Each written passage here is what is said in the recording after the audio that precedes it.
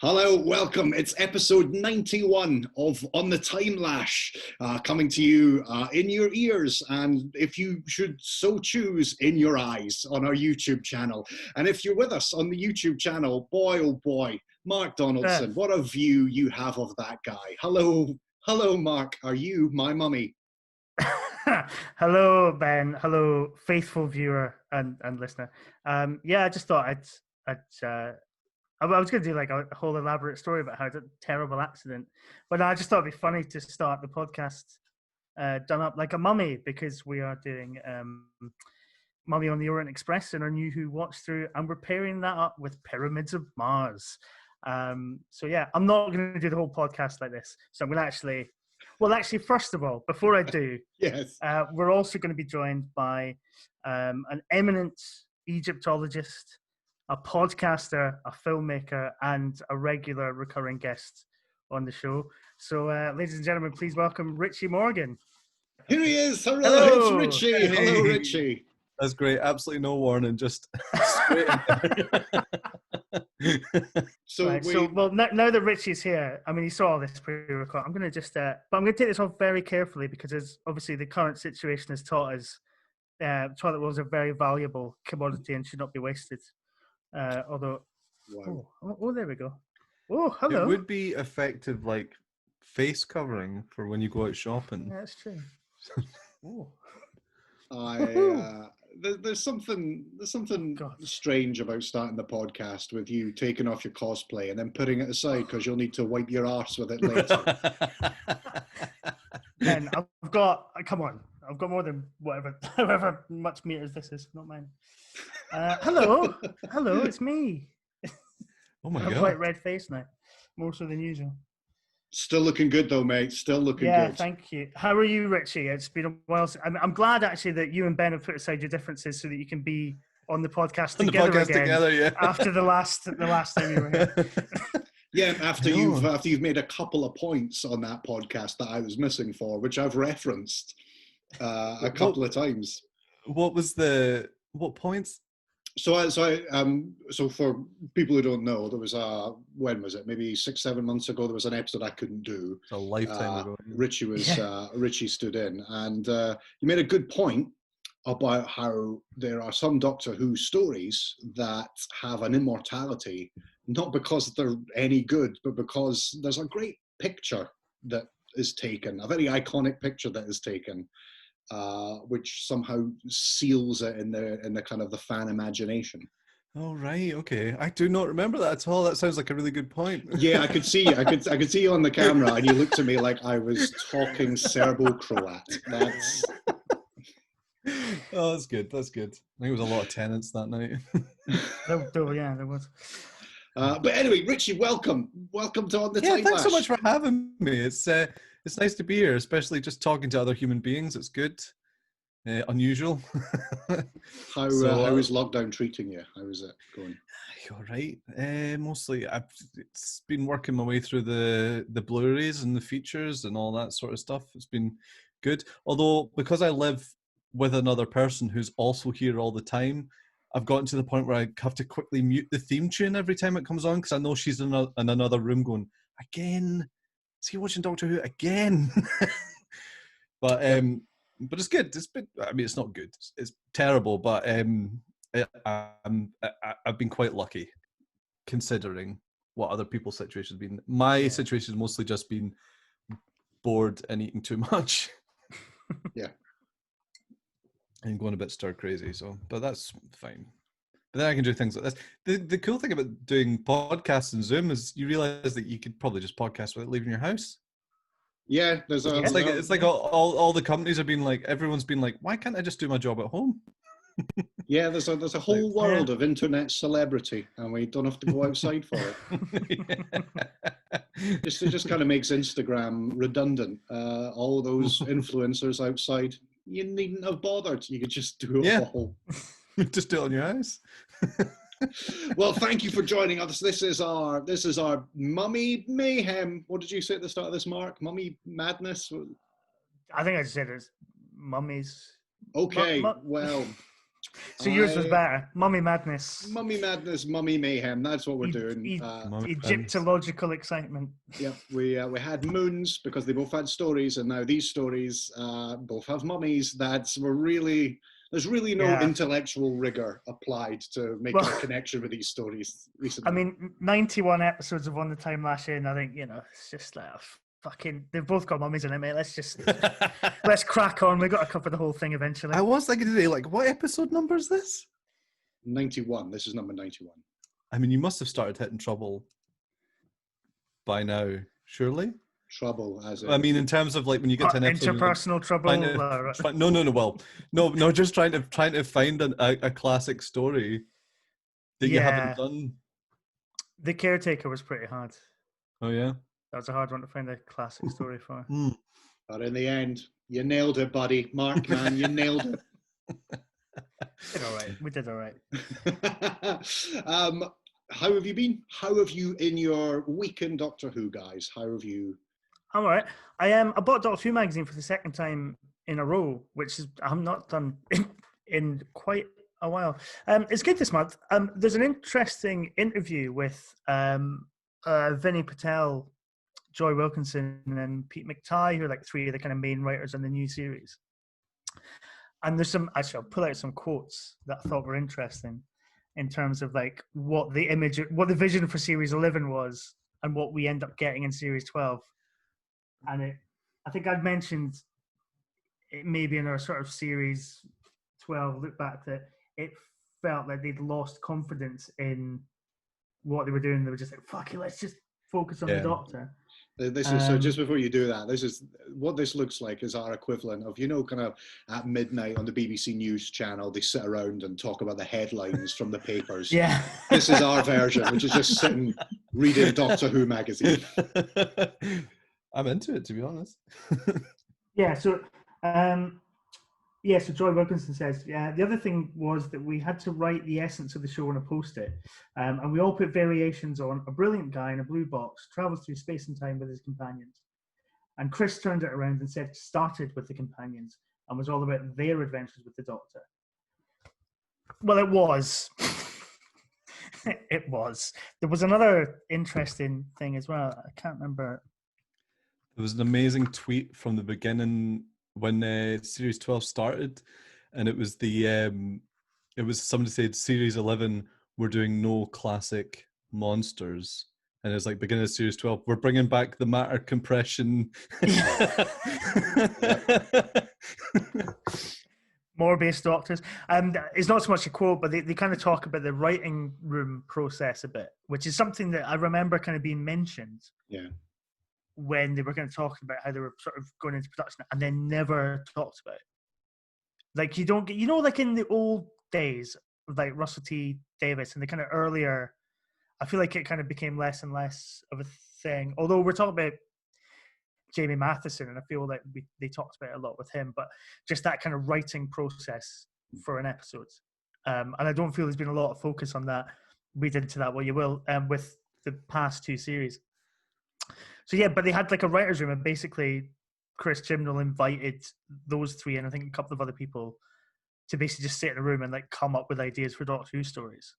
And then would be like, well, you can write that one, you can write this one, and and divvying it up that way, which I thought was interesting as opposed to kind of what the Davies and Moffat model, which was mostly they had a kind of idea of what they want to do with the series, and occasionally people would pitch things. Because I think Flatline, which we're doing next week, I think that was a pitch by Jamie Matheson, and then he got offered Mummy on the Orient Express off the back of it. But obviously that's different now. There's different. Like which.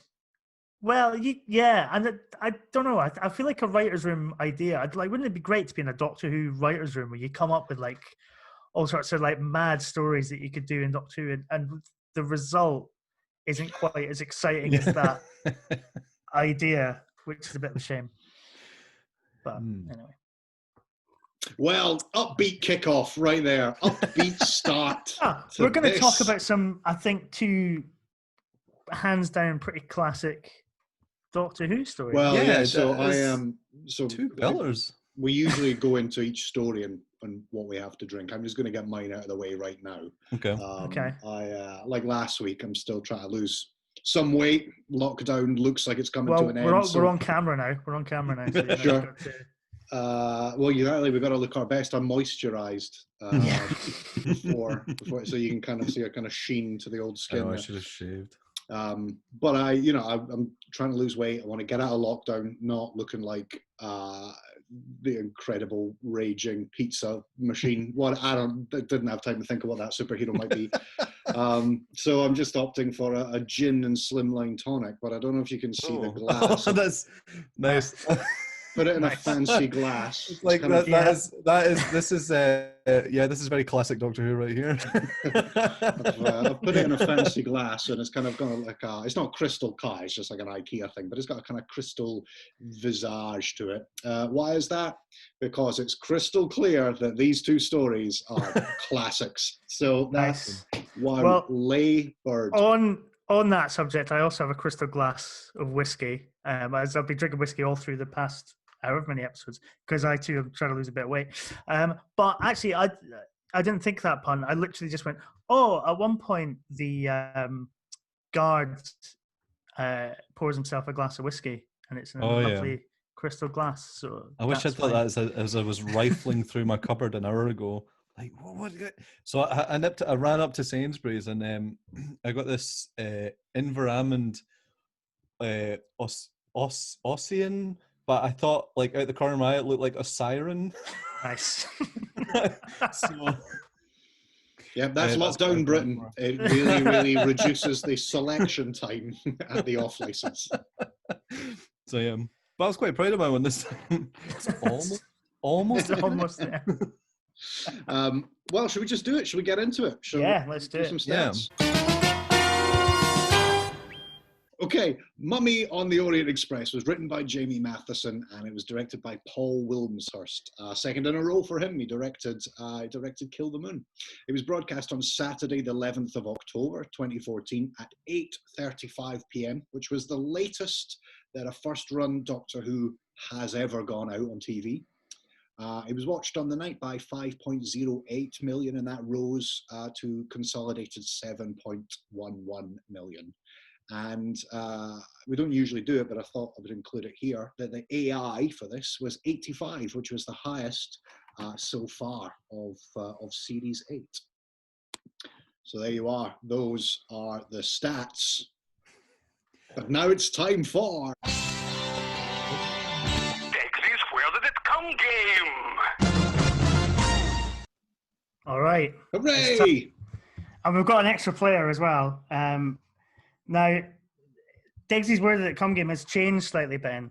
You're aware of this, so I'm going to surprise you with this now. There's a prize involved.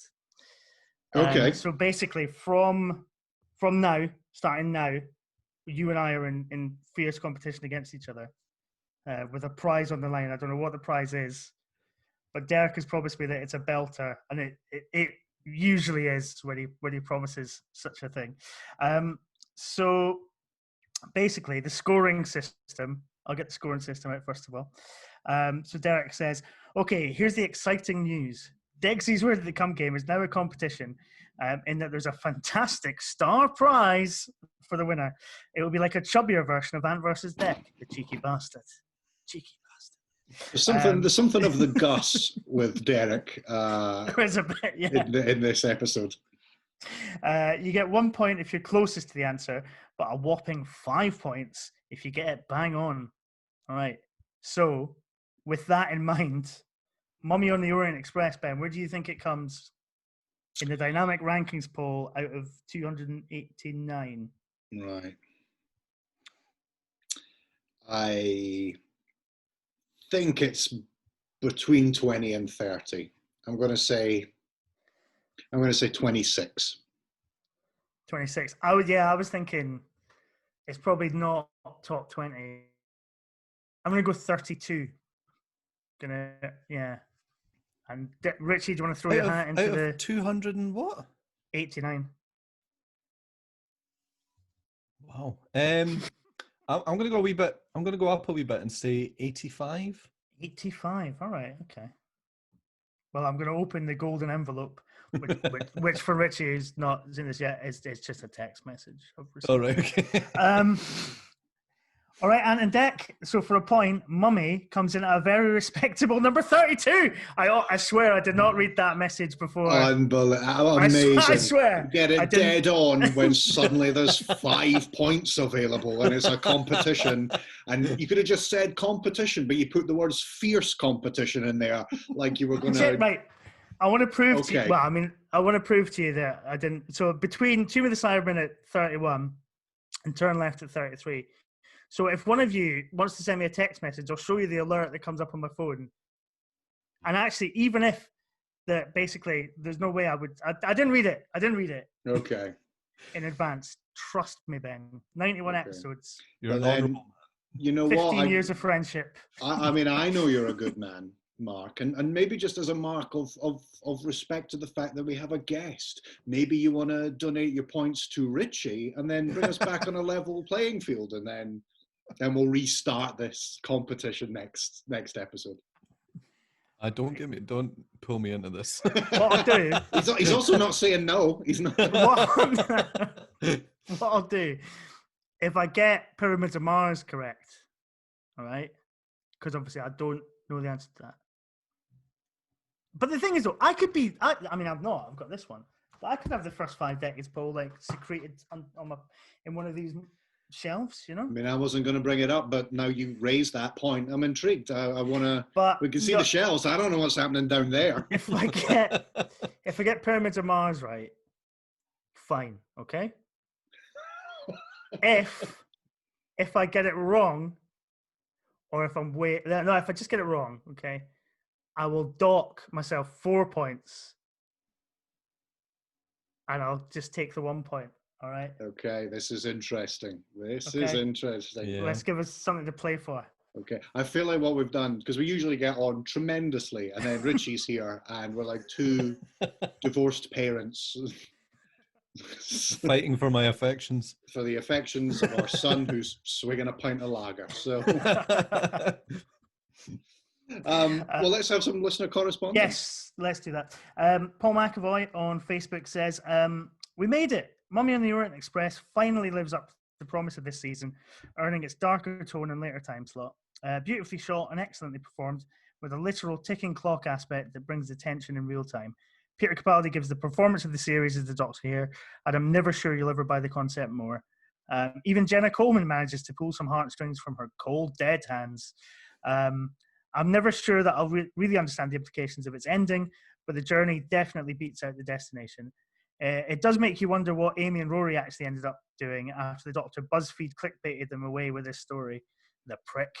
The shining light in a sea of a mediocre season 8. Jeff Waddle says, Moto, Mummy on the Orient Express, or Moto, as all the cool kids are calling it, is a cracking Capaldi story. Probably the highlight of the season. Horror Express in space with a mummy. And Capaldi very much in Tom Baker mode. 9 out of 10. 9 out of 10 from Jeff. And do a little Twitter correspondence, because this always works so brilliantly.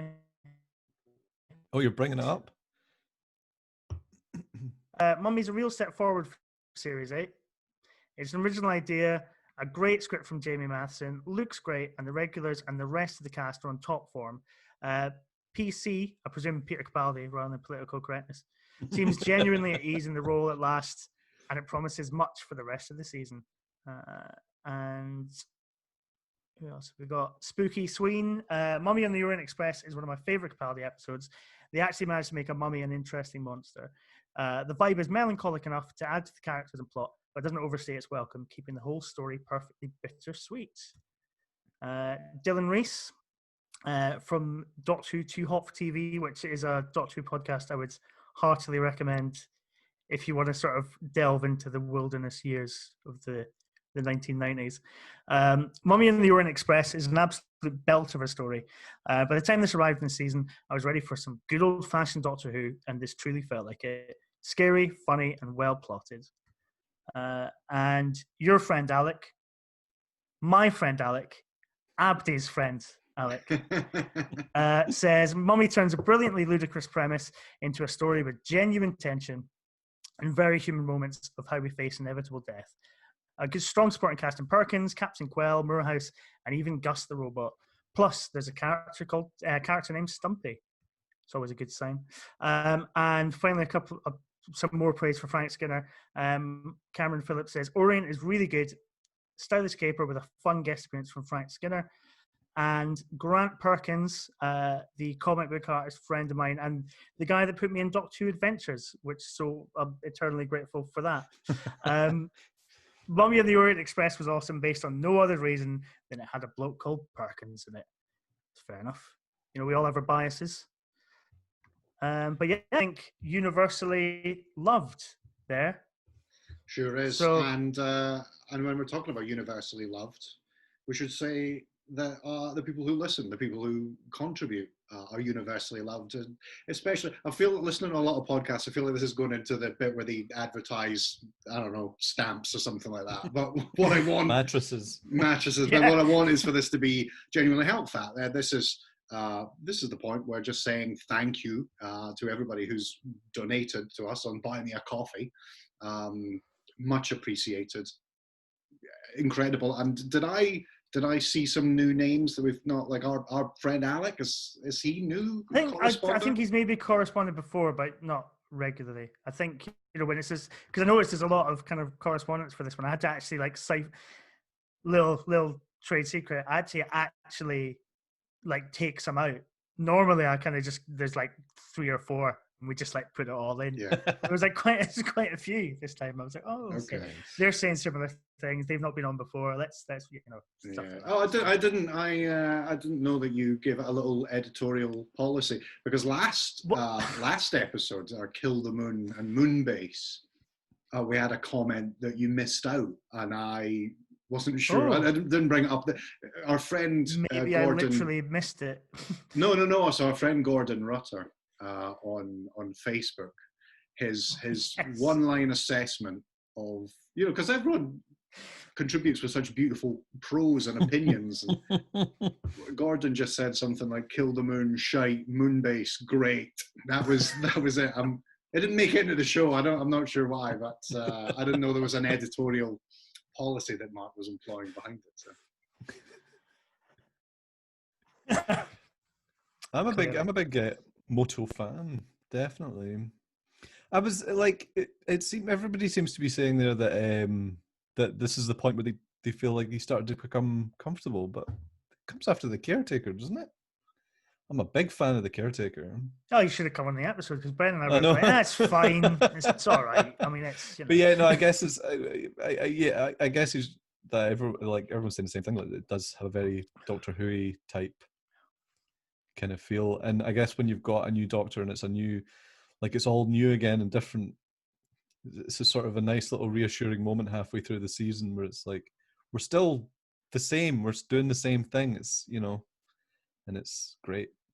I think we kind of had the idea that it was Capaldi was quite harsh and unlikable for the series right up until that beach scene in Mummy and the Orient Express, but it's not really true, because you watch something like Time Heist and by the end of that he's quite jovial and a bit more like the 12th Doctor you get in series 10.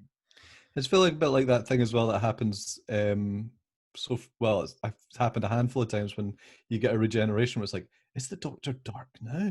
Yeah. It's like, no. But yeah, I do enjoy his grumpiness.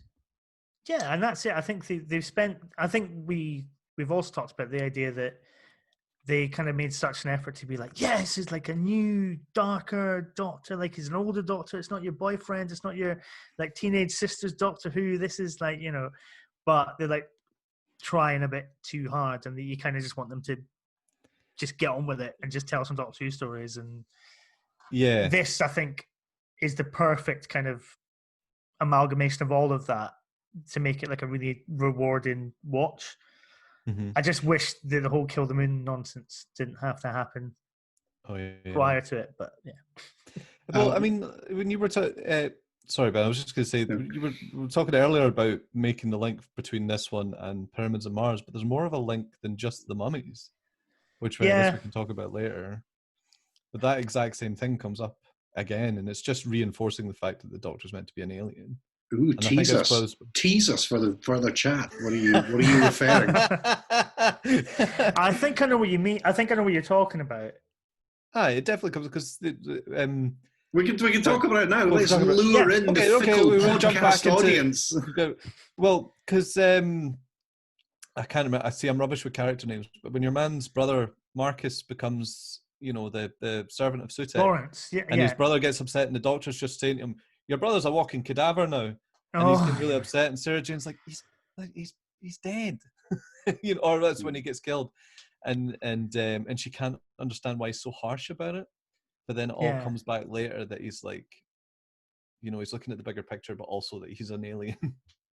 Yeah, it's exactly. the exact same conversation, basically. Yeah, and I think that's what I don't think it always works in Series 8, but I remember at the time, because Matt Smith was quite alien, but still in that kind of like slightly kooky, like comic, like likable alien.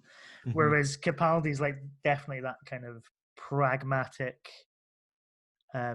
He doesn't have that kind of like human emotion that, say, the 10th Doctor had, or that the 11th Doctor would sometimes kind of lapse into. I do enjoy the sort of implication in Day of the Doctor that after the Time War, he kind of regressed into this young, silly Doctor. Yeah. And then, of course, right after he's dealt with all that, he goes back to being a sort of grumpy old man.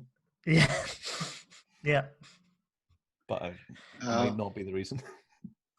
We talked in The Caretaker about Gareth Roberts had said that the Caretaker was there was some sort of course correction that was needed about the Doctor's character, kind of round him out. There's because very very much up to this point, there's the Doctor's motto of never cruel, never cowardly. He seems to have gotten rid of just the cruel bit. He's just like, it doesn't matter anymore. I'll just be. How many episodes? Remember, right back at the beginning, there was all these leaked episodes, all the what's his name, like the BBC South America. Was it Marcello Camacho or something? Yeah. Like that? Camacho, yeah. At what point? How many episodes of that were? I think it was the released? first 5. I think it was up to Time Heist. Okay. That leaked without the effects and stuff like that. Okay, so presumably those were the earliest blocks. A lot of the later episodes are being rewritten and made with those performances in mind, and also what alterations need to be made to those performances. This is definitely where you're right. We get this Time Heist Doctor, the nice enough guy.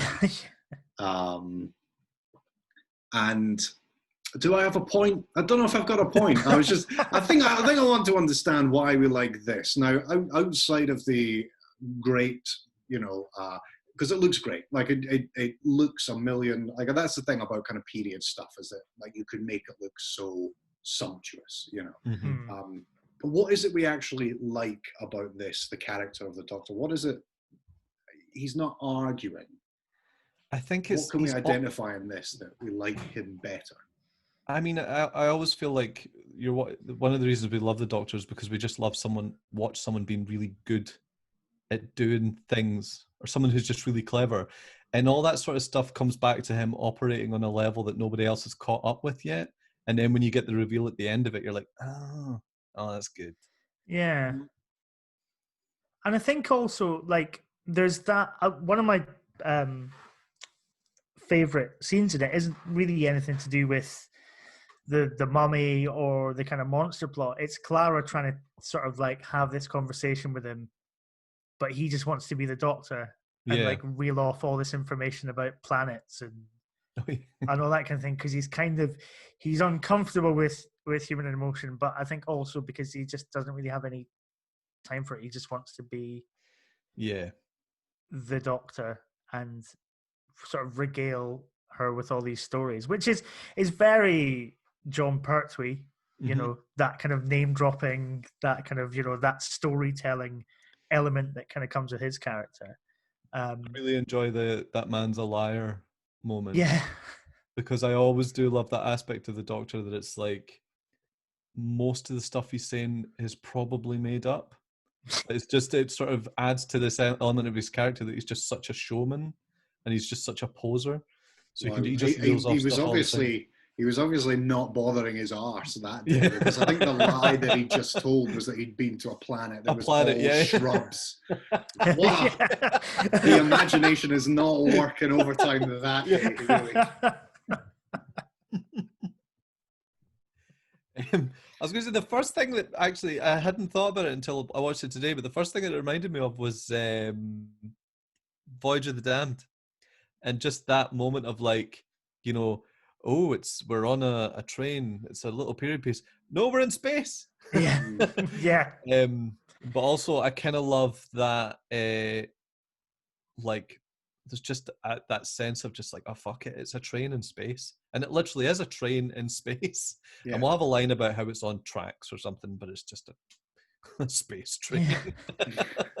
And I don't know if that's just because, is it cheaper to do a CGI Orient Express in space than it is to do a CGI Orient Express traveling through, through Turkey or wherever it is the Orient Express kind of travels through? It probably is more just to do with the fact that it makes it more spacey, or I guess, yeah. I guess you know, it sort of opens up the rules a little bit more, maybe. Yeah, because I guess it is quite a sci-fi plot, as much as it's a mummy, but it's, you know, it's about a alien. Oh, there he is. He's sorry, I'd completely forgot that I had a virtual background, which is the bar coach, the coach of the Orient Express. So nice. You can see the old is that bar, the real one, or is that the? This is the one from the. No. This is the one from the show. Okay. This is I couldn't get foxes singing in the background. But what I like about this, like, is it is a sci-fi thing. It's like so much, like Jeff says, it is a bit Horror Express. I don't know if either of you have seen it, but it's kind of quite campy old British horror, where I think it's Christopher Lee plays this scientist who's brought this sort of frozen. It's basically Cold War on a train. Right. It's like this scientist has brought this kind of like frozen creature, and it's in this sort of crate in one of the carriages, and it kind of breaks free and starts like terrorizing the train. So it's got a bit of that to it. Obviously, it's got the whole kind of Curse of the Mummy's Tomb, all that kind of element to it as well. But it's also a kind of like inversion of Murder on the Orient Express, in that is all about how nobody actually expected Poirot to be on board the train so that they could get away with this crime. Whereas this is like, oh no, the train's full of experts. Yeah. Yeah. It's like, you know, it needs to be full of experts because we need this to happen. Like, I thought that was quite a nice little spin on that story. Because it is beautifully done. Like the as Ben, you know, sits in the bar drinking his gin. In a luxurious cart. It does look great. It looks really all good. The train stuff, and just them moving through the carriages, and you know, I love stuff like I love North by Northwest and like From Russia with Love. There's just something about like kind of strange happenings on trains. I don't know what it is. Those kind of old-fashioned trains with the carriages where you can have a little use overnight. It's the long, thin corridors. Yeah. And the tiny bedrooms and all that. Yeah, no, I do love all that stuff as well. I think the thing that makes it very Doctor Who as well, and I guess it comes back to that train in space thing, but it's like it takes a very old kind of traditional setting with an old traditional monster, even with a mummy, and it makes it about something completely unexpected, which is nice because it gives you that it's a very familiar setting, but then it's a mad spacey sci-fi story, and that's another just total Doctor Who thing where it's like we're not on a spaceship, we're on a train, but we are on a spaceship, and it's And we're only on a train because we want it to look like an old period drama. Yeah. I mean, it's remarkable that this comes out as well as it did, considering that's the starting point. Just is it even a pun? Just the funny title. That was Stephen Moffat coming up with Mummy on the Orient Express. Stephen Moffat's whiteboard, just things. Yeah. Jamie Matheson, can you do that? Can you make that happen?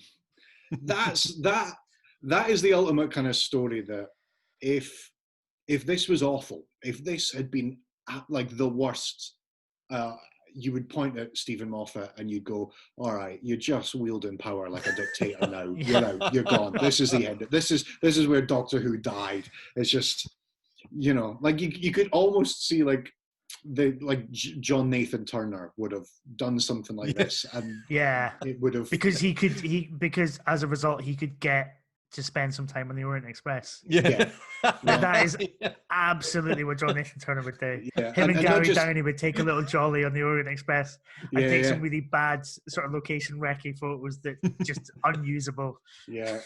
And continuing that, we have a popular singer making a light entertainment appearance. Because as I was talking last time about this, was obviously, is this a point where Doctor Who is being, by the BBC, asked to also fill the place of prestige sci-fi drama being on later than it normally should be.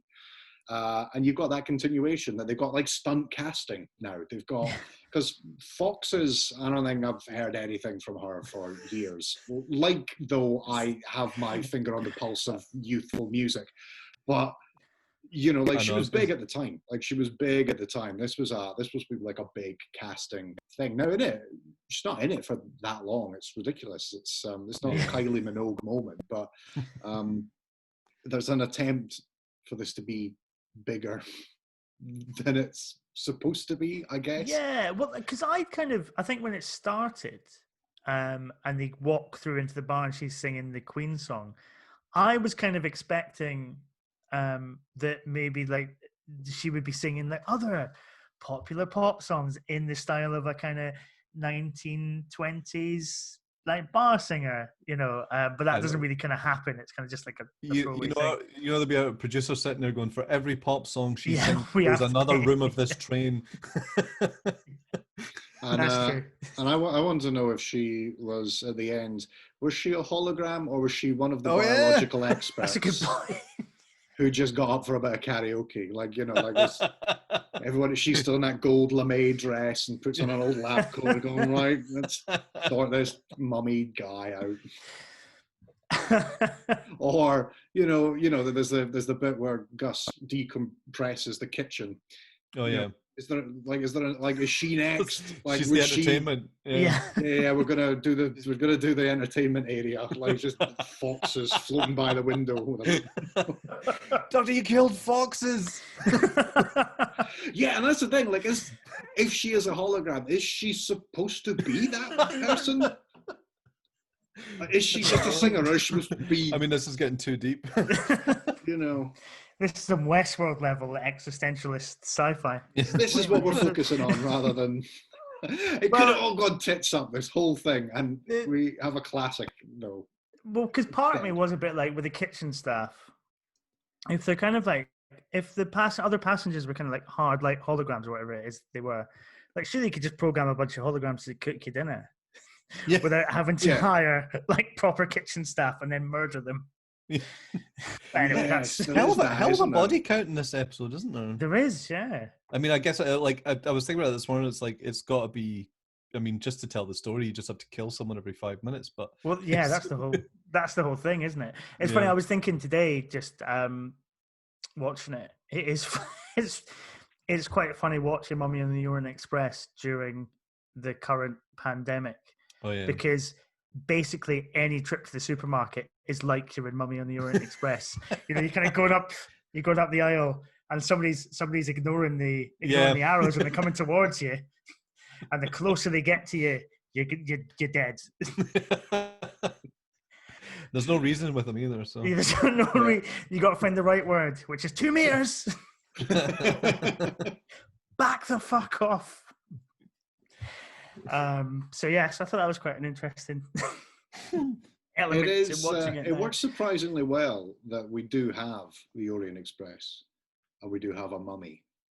I wonder if it's because both of them are very tied to the 1920s. You know, they're kind of the kind of, you've got the glamour of the 1920s, but you've also got that kind of like I think whenever we see a representation of a mummy, it's always mired in that kind of, you know, mysterious you know, like interwar years where anything kind of paranormal seems possible, as epitomized by the discovery of Tutankhamun and the Valley of the Kings, that kind of stuff. And I wonder if it works because of something. I guess this is a larger thing. I was thinking of writing a kind of a Time Warrior piece for the website, going, why are mummies so scary? Why are they, you know, like, you can understand why Dracula, you can understand why, like, Frankenstein, but why mummies? I know there's the whole death aspect, but the fact that they don't remain in any mummy story, they never remain dead. They always come back to life and they hunt and they kill, and viciously and paranormally. And it's like, what is that? What culturally allows these two strange things to coexist and do so well here? I think is the point I'm struggling to make. Well, I mean, I think. Sorry.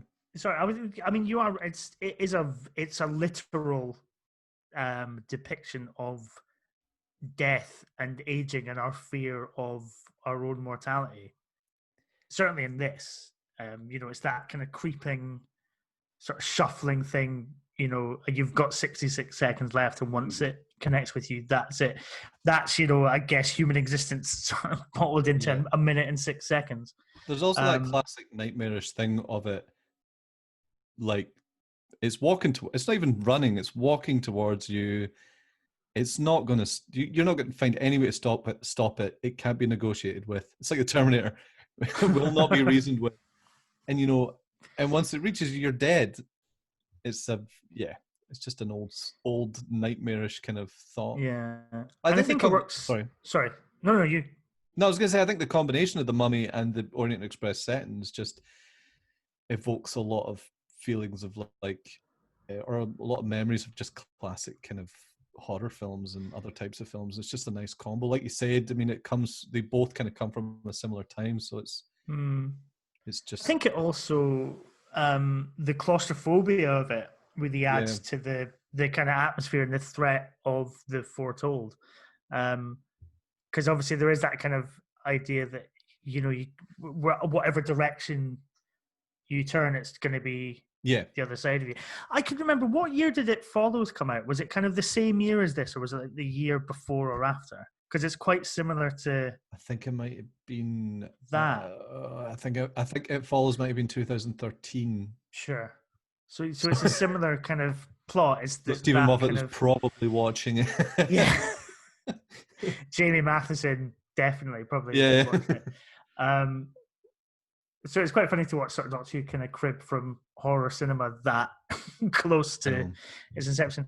But but I think the train carriage, because it's literally, you don't have many places to run. Yeah. You know, I think the closest you get is the guy in the kitchen who locks himself in the in the cold storage, and then it kind of comes out of the fridge, which is great. It's just really atmospherically done, and it's just really like solid Doctor Who. No, definitely. I mean, that's pretty much what it comes down to. Is like, I think it's definitely out of Series 8 that I can think of. It's the most like quintessential Doctor Who story. Yeah, I mean, I think Flatline does some interesting stuff. Like, I think this. Well, I'm not saying it's the best. I'm just saying it's like it reminds me the most of classic Doctor Who. Yeah, and it goes straight back to the period that we're about to talk about as well. Well, it literally has Peter Capaldi doing a Tom Baker impression. Exactly, yeah. And offering jelly babies from a cigarette case, which is that was great. Amazing. That was a great amazing. Good. It's so good. But I mean, the reason I'm bringing up Flatline is obviously it's also Jamie Matheson, and I remember at the time people were already kind of just like because whenever there's like a new episode of Doctor Who that's not written by the showrunner, that's really good, Yeah. people are always just like, insert name here for the next showrunner. And I do Give it remember time. there kind of being that kind of conversation about Jamie Matheson. And it is interesting watching that with that in mind, because you have Gus Mhm. as a character. And is it a computer? Is it some kind of rich arms dealer who's I never even wanting this kind of considered that. intelligence? And you I don't never really considered it was a get- computer. Yeah. Yeah, well, yeah, I just assumed it was. But so basically, I thought that's a really interesting concept. This thing that clearly has unlimited resources Hmm. and is kind of looking around the universe for things that it can learn from and sort of misappropriate as sort of weapons or technology. I Yeah. was like, surely it's been revisited in, like, because obviously Jamie Matheson writes a couple more episodes. He's, not Yeah. the showrunner.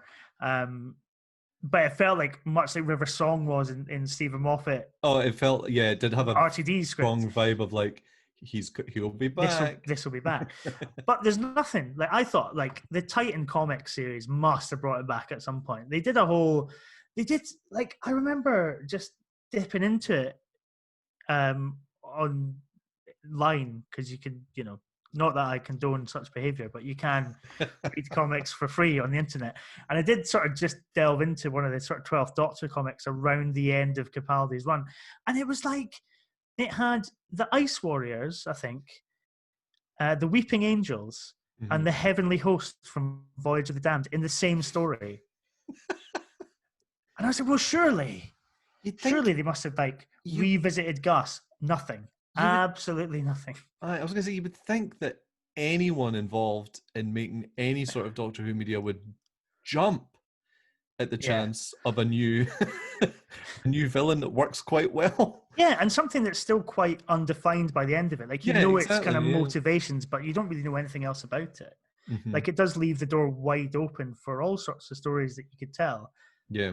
And I don't know if, again, it's just opening up that option of, because the mystery kind of running through this, which only kind of rears its head every now and again, is like, who gave Clara the Doctor's phone number? Oh, yeah. And like, I don't know if Gus was deliberately mysterious to suggest that maybe that, but he's not a woman in a shop. So Well, there was a lot of chat about that. I remember at the time, is Gus a Time Lord alias for something? Because there's something weird about the fact it's dressed up as the Orient Express, but it's got such a colloquial kind of modern name as Gus. It's not like Lord Alfred's train. It's, like, this is, hey, I'm Gus, how's it going? Like, it seemed like, is this something going on? Yeah, is it the Master? God, It's the meddling monk. Yeah, that's the it's John Sessions, isn't it? Did he do the later versions of Hitchhiker's Guide to the Galaxy? Was he not the book? I think he was, yeah. Because I think that's what I always think of when I watch it. I hear him. Yeah, I think you're right. I think it was. Of course, it's John Sessions. Yeah, yeah. Because when you said that there, I had this thing in my brain going, "Ooh, is it?" Yeah. I don't think I ever knew that before. So as well as Fox's, we obviously, I don't want to say more stunt casting, but we've got the very recognisable form of Frank Skinner in this. We haven't even mentioned him so far. How did we manage that? And so, Mark, do you remember when we did our Edinburgh Fringe podcast years ago? One of the guests that we tried to get to interview was Frank Skinner. And he said no. He said no. Unfortunately, he didn't want to be interviewed about his Doctor Who fandom or Mummy on the Orient Express. So he's shite in this. He's always been shite, and but then we ended up sitting next to him watching. Was it Deep Breath? Was it? Yeah, it was Deep Breath at the film house. Yeah. Oh, nice. So he is a Doctor Who fan. Massive Doctor Who fan. No, actually, because my girlfriend asked this morning when she saw him, she was like, "I'm just going to assume that every famous person that's in Doctor Who is a massive Doctor Who fan." Well, he knows his stuff. When Mark and I went to see, was it the first 3 episodes of Power of the Daleks animated at the BFI Yes. Frank No, Skinner. was it not? No, it wasn't the whole thing, was it? It was like 3 I episodes. think it was and just a a and talk. because the ticket price got you the DVD. a copy of the DVD. But like he was talking about. No, he wasn't even the host, was he? Was he just he just came on? Like, I think he chat? came along and they were just like, "Do you want to come up and talk about Doctor Who for a bit?" Yeah, I think he was there just like we were there, and they went, "Yeah, do you want to?" And he was talking about watching loose cannon reconstructions and Yeah. like stuff like that. Like Well, like he because knew I his stuff. He remember knew his stuff. in the magazine, there was like an interview with him when he was announced, and he was like, "Yeah, I was offered the role while he was on tour or something, and he was on his tour bus or whatever, watching the Sensorites Yeah. episode 4 or something like that." So it's like that's hardcore Doctor Who fandom. Watching the Sensorites for fun. This again. This is. It looks like one of the elements that was placed on Jamie Matheson's plate was, and Frank Skinner's a big super fan. So, can you write an episode where we think the companion is going to leave, and he might be the new companion, and he actually gets a scene where he goes into the TARDIS and he's offered to be the companion, and we're basically just giving a Christmas gift to Frank Skinner. That's what there's a certain vibe to this episode. It's funny that like the last episode that I was on with Mark was when we were talking about Cold War, and we are talking about David Warner being in it and just being like, what were they even doing? He was just David Warner's in as the Janny, and then they get Frank Skinner in, and he's like saving the day. He's on the TARDIS. He gets offered a place. Yeah. And he gives the Doctor, I think, more of a hard time than Clara. Yeah. In this. Yeah. Because her kind of whole arc, I guess, is that she's annoyed with him. Well, she was annoyed with him. Now she's kind of come to realize that maybe like they're just not compatible anymore, and they'll go their separate ways. But she's having a nice time. But he's the one that kind of calls him out. Yeah. More than she does in this. It's so that actually when you get to the end and he kind of offers him a place in the TARDIS, you're kind of just like, I can buy that. Yeah. It's isn't that whole story in the middle just weird, because it's just one of those storylines that nobody's going to watch it and go, oh, maybe she'll leave. Maybe she is leaving. Yeah. So they seem to have constructed this episode by having a companion surrogate with these callbacks to classic Doctor Who, where you usually got an overlap between companions. One was going and the other one, they would work together in some way and then pass the baton. And this feels like this is what it was attempting to do, kind of set into the audience's mind going, is Clara really leaving and is Frank Skinner? But there is always so much promotion about the series at this point now that you would never, like, you're never just going to presume that it could happen. You would know everything of major interest, casting-wise, well before. Yeah. And so also, I wonder if it's geared just for the casual viewer. Again, this idea, have they put Doctor Who into the prestige drama? So the people who have no idea, they might sit and think, oh, maybe, is she going? Oh my God, is Frank Skinner going to be the next companion? I'd watch that, and I would watch that. Yeah. Yeah. He was good. I did really enjoy him, actually. He's really good. I love, actually, he's not, I mean, I don't think Frank Skinner would judge me too harshly if I said that he's perhaps not the sort of, he's not an actor with a lot of range. But I do think, like, the first time you see him, he's quite good at the kind of, like, he's a mysterious, slightly sinister figure who's kind of just found the Doctor, and he's kind of holding a massive spanner in his hand. Yeah. And kind of questioning him on, like, what he's up to. And they have that kind of nice back and forth, and then they kind of become buddies for, like, the rest of the story. But yeah, he's, like, really, really enjoyable in it. Definitely. Yeah, I mean, definitely, it's a great cast in general, this. I think it's such a strong guest cast. Yeah. There doesn't really seem to be any kind of weak links or anything like that. I mean, it's got, again, like, when Doctor Who's on absolute top form is how quickly, with just single lines of dialogue, it can create whole, like, just big world building things or big backstories with characters. It's done really well, like the train guard with his drinking problem, and Yeah, it's good. It's good. I really like this episode. Yeah. It's Well, really great. before we do, I mean, obviously we paired this with Pyramids of Mars, and that's what's Mhm. going to come up next. Before we get into favourite scenes and favourite performances, another connection between the two, I think, is that it's a great story of atmosphere and an interesting baddie and a doctor and companion on top form. But what do we feel about the ending, specifically the kind of the sci-fi element lifting you out of the stuff that you'd enjoyed up to that point, and then maybe giving you a slightly, quick, slightly techno-babble-filled explanation to conclude the whole thing. I feel like both this and Pyramids of Mars have that. You've really enjoyed about 75%. Oh, you mean the bit at the end where it sort of rationalizes everything with? No. So we, when Gus is revealed to be a baddie, when they get rid of the holograms, and then completely changes into a lab. It gets rid of the Orient Express setting, changes it into a lab, and then it becomes, a basically a kind of the Doctor, because you've got the Doctor, you got the Doctor and Perkins. You're surrounded by extras, but nobody ever says anything in any of those extras. They all My just favorite thing about the extras is that everyone that's not speaking is a big wild-haired scientist. Like they've gone to like a scientist only extras casting company. Yeah. Well, are they supposed to be because there's a guy who definitely looks like Einstein. Are they supposed to be suggesting it's like there's a guy that looks the spit of I don't know if it's intended, but Kettlewell from Robot. Oh yeah. But none of these people say anything, and what it becomes is just basically a Capaldi's monologue where he's he's just telling you what the resolution of the well, it's all about him and Perkins, really, isn't it? Yeah. Just like, I mean, I love that bit where like, was it Perkins, you're a genius? Yeah. Oh, but then actually that wouldn't explain this.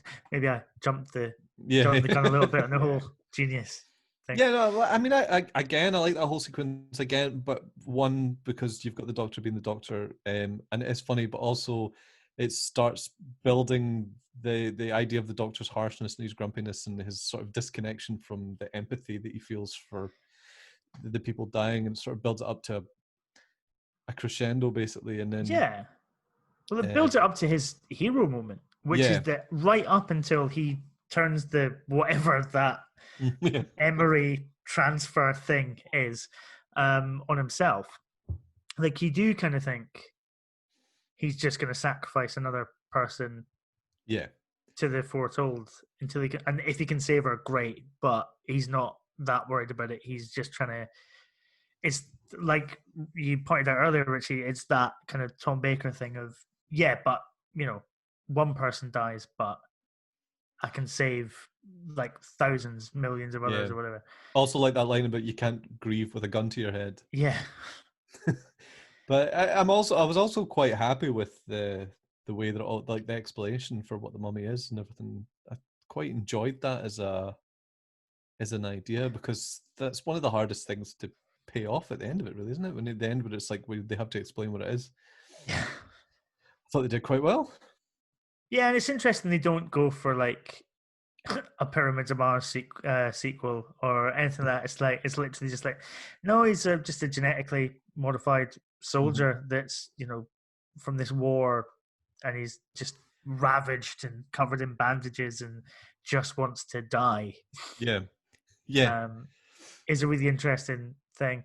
But I kind of get what you're saying, Ben, in that I think the whole, I mean, I love Capaldi's thing where it's like all participants in the experiment must be, I can't, terminated or whatever it is. And the Doctor goes, oh well, there's a shocker, and then he's like trying to fix the thing, the train blows up, and then they're on a beach. And that beach from Last of the Time Lords. Yeah. And I do think, sure, it's a bit like a rushed sci-fi technobabble conclusion to the story, but I think it's also kind of, it's setting up that idea that for Clara to kind of truly understand what the Doctor's telling her by that little, well, it's not a bonfire, is it? It's just that he's just kind of scratching out yeah some things in the sand.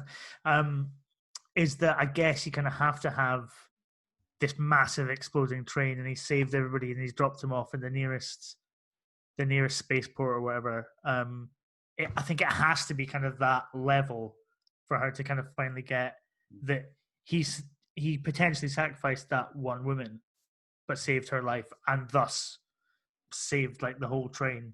Oh yeah, no, I don't have a problem with that. It was just the setting change, going back to generic sci-fi. because I mean, Pyramids of Mars definitely suffers from that. You have 3 episodes of really eerie, really a quality production. I mean, I'm always talking about how I love Stones of Blood. Stones of Blood is exactly the same thing. I was literally just about to criticize you for that exact thing. Stones of Blood is exactly the same thing. You got these 3 episodes of great kind of folk horror, and then you've just got a laugh on a spaceship for episode 4.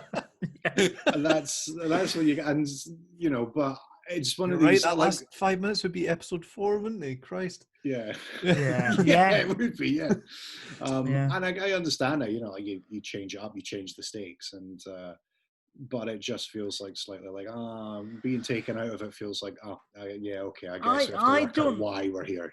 Yeah, I don't mind it so much just because you've still got.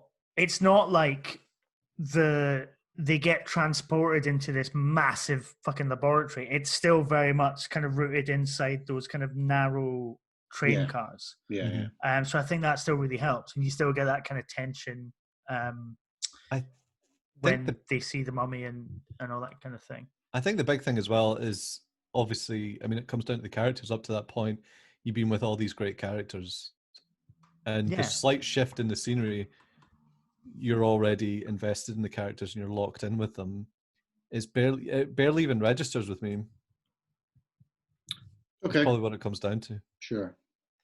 Maybe in Pyramids of Mars it might be different, but we'll get to that. Do you know what's really funny? Like I was just to quickly mention, I was on because I had a quick look at the wiki after I was done. But one of the things in the wiki said that the Doctor probably used his respiratory bypass system to survive when the oxygen leaves the train, and I was like, "There's another link." It's like they don't mention it.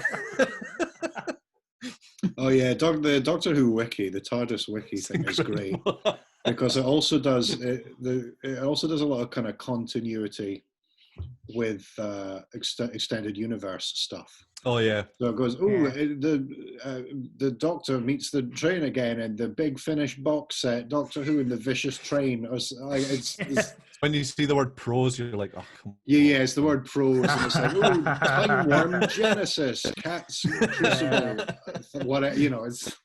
Yeah. I love a TARDIS wiki look after. I know, me too. After this, after you've watched an episode, I've got a little routine. Have a look at the Wikipedia. Have a look at the TARDIS wiki. Have a look on YouTube. See what's there. There's a Doctor Who extra, and of course there's Fox's full music video. Yeah, I forgot to mention that earlier. Yeah, when they used that, went out on social media. They did a whole music video of that tune. My favorite thing about that is the BBC put out one. Where her performance of the full song, it was cut up with various clips from before, and there was some stuff from the end of the series. Mm-hmm. And then she obviously got miffed that, clips were over her performance. So she put out the clean version, which is just the full 3 minutes was just her singing. It's just so she's put the old one out. Went, no, get rid of all this Doctor Who shit. It's just me standing in a golden dress. No, it's because they know that anyone that's watching it is just freeze framing their way. So what does that mean? Yeah, the Radio Times are like watching that music video, going, "Here's 25 things that the Fox's music video might tell us about the ending of Series 12." A 90-minute YouTube video. Yeah. And Fox's music video breakdown. And I guarantee that the chat about going to the shrub planet, people will have seen like the trees from in the forest of the fucking garden. Oh yeah, the thing's called. I went, oh my god, there's a whole episode set on the shrub planet. It's funny. Anyway, okay. Favorite scenes and favorite performances. Guest Richie. How about you? First? Oh my god. Okay, well, I mean, for me, again, like I was saying, it's the Doctor being clever at the end. I love the line about, like, what, 66 seconds with me and I'll have, I mean, I don't know, remember, I can't remember the line. I just remember enjoying it. So, 1 minute with me and I'll have him beat or something like that. And just all the running about. And I do it's just when Peter Capaldi gets moving, running up and down the train and point and throw and these wee throwaway lines. Yeah, I love all that stuff. I really love all that stuff. Like, I love the sort of constantly turning around. It's like, oh, you really didn't like your grand. Yeah, yeah. All that stuff. I really enjoyed that. And in terms of favorite performance, yeah, it comes back to Frank Skinner, because I did really like his character. And you're right, and I do like how I do like it when a character pops up and challenges the Doctor, because it's just when do you know when they just bring in a character every so often that is like sees through his bullshit. Sorry, excuse me. I'll cut. No, it's okay. Down for that bit. Yeah, and you know when you get a character that just sort of sees through him and Yeah. has a wee knockout. It's like, I know your game. He has a bit of that going on, so I always enjoy when that happens. So yeah, Frank Skinner and the Doctor running up down the train. Mark, how about you? I think the beat scene's pretty good. I think just as a kind of statement of this new 12th Doctor's intent, I think it's pretty good. I mean, some would argue maybe it comes a bit too late, and maybe it's because I think they've tried it in previous episodes and it's not quite landed. Because essentially, he's saying exactly what he kind of says in Into the Dalek. But here it's just a bit more of a kind of softer reassertion of, and I think it kind of packages it up into a much more kind of digestible statement, which is sometimes there's only bad choices. And also, that's kind of who he is and what he's facing as the hero of the show. Also, it's a lovely dreamy sequence as well. Like, I love the color and the light and just it's beautiful. It's really nice, yeah. Yeah, really beautifully shot. So yeah, that is great. I mean, favorite performances. I'd like to say I think everybody is great in this. I do think David Bamber's really good as Captain Quell, quite a tragic figure. And that I think there's a couple of other kind of tragic figures in Pyramids of Mars, which I'll certainly be talking about. But yeah, I think he's very good, and I do like Christopher Villiers as Professor Moorhouse as well, because he is that kind of, it's that great thing in Doctor Who. I think we've talked about it quite recently, where you've got the Doctor, and it's the same in Perkins, it's the same kind of relationship, but it's the Doctor finding, if not an equal, someone whose opinion he certainly respects. And you don't have that kind of bickering and unease between the characters. It's just literally just like, yep, you and I kind of know what we're talking about. Let's try and solve this together. So that's really good. And his death and that idea of him kind of using that to learn more about the Foretold before he dies, I think is really beautifully played as well. So yeah, those guys are pretty good. Yeah, I've nothing much really to add to that. I mean, yeah, you're right. The performances are pretty universally great. I think I like the build-up a lot. I like going back to what I was saying earlier about what is it we actually like here about the Doctor and Clara that we just haven't had. And it's weird. It's that, they're breaking up essentially, and it's the first time in the series that they're speaking to each other rather than kind of sassing at each other. Yeah. There's so much about when they first arrive and they're taking it all in, that they're, for the first time, they actually feel like they're two emotional beings that are trying to connect. Weirdly, at the moment that they're supposed to be leaving each other, this is where they start letting their guard down and start talking to each other. I like the scene, just a little snatched scene in the corridor where they're, like, Clara's going, yeah, but I will see you again. I mean, I thought you might just pop round for dinner unless you think dinner is boring. And he's like, well, is it? Like, no, I don't. I like those scenes. They weren't raising their voices with each other, and they weren't concerned with anybody else, essentially. Danny or it. It's just the two of them. Yeah, and there's something quite raw and quite human about that. Like, I love I love all those kind of little scenes because it is very much like you have in any kind of relationship or any friendship that you have this like massive bust up and you do kind of go down this scorched earth policy and then you kind of just like, actually, no, I kind of want to walk that back a little bit. Yeah, yeah. And you really get that in Jenna Coleman and Peter Capaldi's sort of quite restrained performances in that kind of opening section. I feel Clara's arc is like really, I mean, it feels really, because I've just rewatched them all recently, and her arc does feel really subtle about how it ends up where it ends up with her being a sort of trying to become the Doctor and being more of a thrill seeker. Yeah. But like this series is a bit sort of more like it's the middle phase of it. Definitely, yeah. Like the lying to Danny and but also also how the Doctor feels about her as well. Because obviously at the start of the series is like, I'm not your boyfriend. And then it's like you have that moment in an episode where she says to Danny, she tells Danny, I love you over the phone, but it's holding on the Doctor's face. And he has a very, very subtle look of, you know, like she means him rather than Danny. Yeah. Yeah. It feels like, what is this, 8 episodes? It feels like we took 8 episodes, but we got to a good version. Yeah. The 2 lead characters. That's it. I think they do take a bit too long to kind of get the 12th Doctor. And because the problem is that I think they still kind of try and detonate it a bit in the finale. Mm. And maybe to a certain extent in Forests of the Night or whatever it's called. Can't wait for that one. I joked to Lee from the Polis Box because he asked if you and I meant to say this to you Ben earlier on, asked if you and I wanted to guest on one of their Trial of a Time Lord episodes. He's asked me, yeah. And I was going to say, oh yeah, actually I was going to ask you if you wanted to come on and do it on the Time Lapse soon. I was thinking maybe Forest of the Night. He kind of just glossed over that. So Lee, if you are watching the offer still there, mate. Well, with those swigs in unison there, Mark and Richie, let's take a little break and then should we come back with Pyramids of Mars? Yes, can't wait. Yes. Okay, well, we're back. It's Pyramids of Mars. Let's get straight into it with the stats.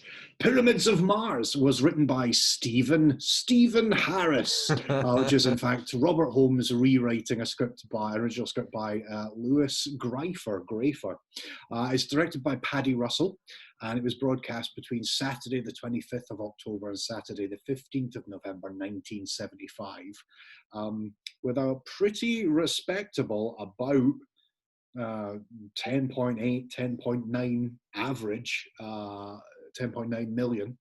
Lowest number for episode viewage was 9.4 for episode 3. 11.7 million people tuning into episode 4. Pretty big time high viewing figures. What I found out as well is they did an omnibus repeat a year later, which up until that point had the most amount of viewers that Doctor Who ever had, only unseated by City of Death. Right. When that came along. So I think it was probably thought to be an instant classic the moment it went out.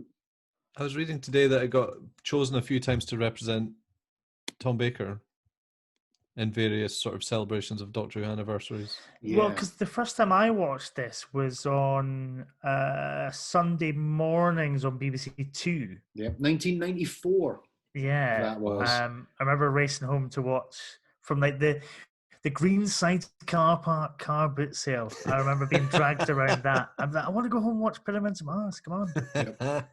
I remember that. I was probably trawling that car boot sale for Target novelizations and Doctor Who VHSs. To be fair. Yeah, I remember coming home. I remember it well. I remember coming home from Mass. Yes, Mass. Watching Pyramids of Mars with some jam toast. Lovely. Very nice. But of course, okay, those are the stats. So let's do it. Let's play for the second time this episode. Eggsy, where did it come game. So where is it? Where, back to the original rules, we're using Doctor Who Magazine's first 5 decades poll. Where do you think Pyramids of Mars is? You are the games master now, aren't you? So Derek Anderson, the ethereal voice of Derek Anderson, writes, an ethereal voice can't write, says, the ethereal voice of Derek Anderson says, Pyramids of Mars is definitely in my top 3 Doctor Who stories. I was 7 when it was first broadcast, and I remember the crushing scene freaking me out a bit, but in a good way. I've tried to think which stories come higher than it in the poll, and I know there were at least 5. Assuming I've missed a few, I'm going to say that it's number 10. So I feel like it was in the top 10 in the Mighty 200s poll, but I feel like it fell out of the top 10, but not by much when it came to the first 5 decades poll. So I'm going to say, and bear in mind what I said earlier, that if I get this bang on, fine. I keep the 5 points. I keep the 5 points that I won previously in the episode. If I get this wrong, I will deduct 4 of those points to give me 1 point and only leave me 1 point ahead of Ben Verth. Yes? Okay. 12. Okay. What do you think, Richie? Well, I mean, I can't really. It's going to be hard for me to pick a number that isn't between 10 and 20 now after Mark's spiel. So I'm going to say 15. Well, okay. Derek is closest. Okay. It's number 8. It is number 8 between Empty Child and the Doctor Dances and Human Nature and the Family of Blood. It is well thought of. So That is good company. Suck on it, Donaldson. All right, 1-0, mate. 1-0. Don't, you can keep the 5 points. Keep the. I'm rubbish at this game, though. Like, remember, like, you succeeded, and then you bowed to. Yeah, the Mummy and the Orient Express one was a fluke. Because remember, there's been times in this game where one episode we've done a story, and then 2 episodes which has come between one story and the other, and I've heard the result go into my ears, and then we've come to that story 2 episodes later, and it's gone. Yeah. Like We do Kaiser this. fucking We've made it such a feature of this podcast, and honestly, neither of us give a fuck about it. It doesn't. It doesn't change our view or what. I mean, we're going to have listener correspondence now. I don't fucking care. I did like. Cameron Phillips says Pyramids is wonderfully dark, with the best singular Doctor Who villain made more effective by the fact that he hasn't come back since. I think that's a key. That is a key thing with Doctor Who villains, isn't it? It's like he almost has, though, hasn't he? Well, yes, we'll come to that. Well, unless you go on the TARDIS wiki page, Sutek has never done coming back. He literally is a box. Does he not have? I don't want to spoil anything that you might come up with from reading TARDIS wiki, but does he not have a nephew or something that becomes the 10th Doctor's companion in the comics or something like that? No idea about that. Right, I'll look into that shortly. Yes, please. Sutek's nephew. The nephew of Sutek. Stephen B of the New to Who podcast says, and I hope either one of you are Duran Duran fans, because I think I know what he's getting at, but Pyramids is like a Duran Duran album track. It either has an incredible chorus let down by an average verse structure, or vice versa, when it really could have so easily have been another Rio or Girls on Film. That is a wonderful first 3 parts, followed by an awful last. But Dylan Reese has an argument to disagree. Pyramids of Mars is one of those stories I find impossible to remember a life without. I've seen it about 4 billion times, as it was an early VHS release. Tom and Liz at their best. Apparently it all falls apart in episode 4, but I've never noticed. And Rassilon's Trousers. Pyramids is magnificent. Sutek could easily be another shouty villain with very little plan other than random destruction, but it's so well played, and the Doctor treats it so earnestly that it's utterly convincing. Baker and Sladen, both as actors and as a pairing, are at their peak here, while the guest cast is superb as well. It's probably the iconic story of the Hinchcliffe era, beautifully told and realized on screen. So yes, in short, I quite like it. And then finally, this kind of slightly mysterious response from Deborah. Pyramids has always been a story I've admired more than I've loved. That's all she. That's where she leaves it. But that's an interesting take on it. That I don't know. Maybe some of us share. And I'll just quickly contractually obligated. To Jeff Waddle McAvoy. Jeff says, Pyramids of Mars is easily in the top 5 Tom stories, one that holds up even now. Amazingly done, so that you never once disbelieve that Sutekh is all-powerful, when in reality he doesn't do that much. And if it wasn't for Clara's hand, I presume we all know the little hand keeping the cushion in place when Sutekh gets up in part 4. Yeah. Do you know this, Richie? Have you seen this? What?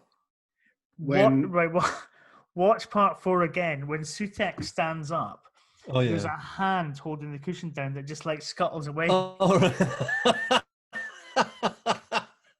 Right, I get it now. So Clara's, Which is obviously, right. it's obviously Clara's hand.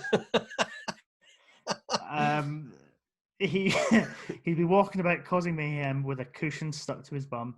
9 out of 10. And he signs off with 2 mummy stories, 2 homages to Hammer horror films. Who doesn't get much better than this? And then finally, Paul says, Pyramids of Mars is peak Tom. I'm not actually convinced that the story or the characters are particularly that good. The mummies definitely aren't. But it's just so fun throughout and it breezes along. This is like the polar opposite of something like Reboss in that it's actually fun to watch. It's the sort of story that if you show it to a new Who fan, they'll solidly take the piss for 10 minutes and then quietly back off and start to enjoy it as the story goes on. Afterwards, they'll say, that was quite good despite X and Y and Z. Have you got any more? Lovely. Yes. It's just, it's so good, isn't it? It is. Like I sat down and watched this on Friday morning and it was just a joy from start to finish. I know I get the criticisms of part 4, but there's just, it's such an overused term, and I think it's an overused term when it comes to Tom Baker and Liz Sladen. But there's like genuine magic on screen when those two are like at the fucking peak of their powers. It's just magnificent. And it's so long since I'd seen this. I barely remembered any of it, so I watched it all this morning in a wonder, and it was very good. Yeah, it's just, I remember the doctor kind of dressing up as a mummy. Yeah. And I remember the guy in the fez getting killed at the end of part 1. And also that kind of great opening with all the kind of stock footage. Yeah, we're going for this. Oh, nice. Okay, good. When we open on that presumably stock footage, you're just like, whoa, what's going on? Yeah. It's Egypt. I know. It was, I also love that like about classic Doctor Who. It's like we can go anywhere in time and space, but if we go to Lanzarote, your mind's gonna be blown.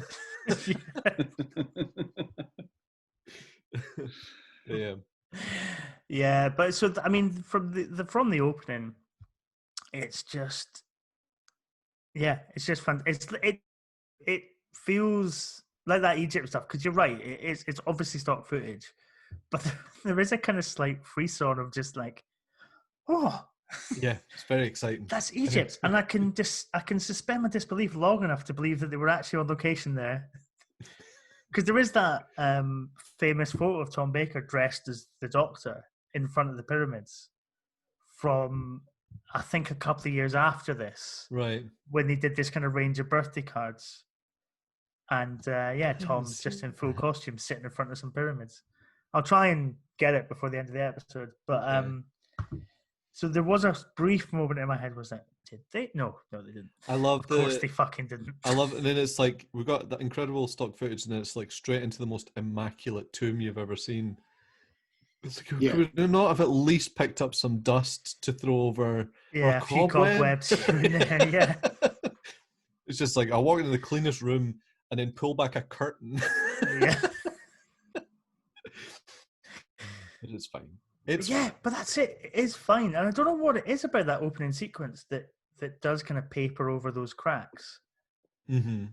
But there's just something about it that's, I don't know if it's maybe because rewatching it, you You're know not there what's for coming, long. Yeah. and you're not there for long. You're right. But yeah, it's just it does feel quite atmospheric. It's like, ooh, Yeah. what's in the tomb?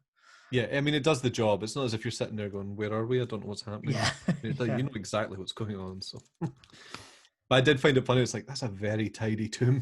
I Of think course, Tidy Tomb is untouched. definitely our episode title.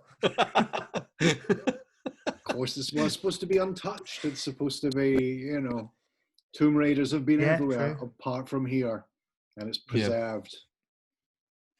From that, okay. So is Sutek there, or is he on Mars? He's on Mars. He's on Mars. Okay. So what's in that bit of what does Scarman find behind the?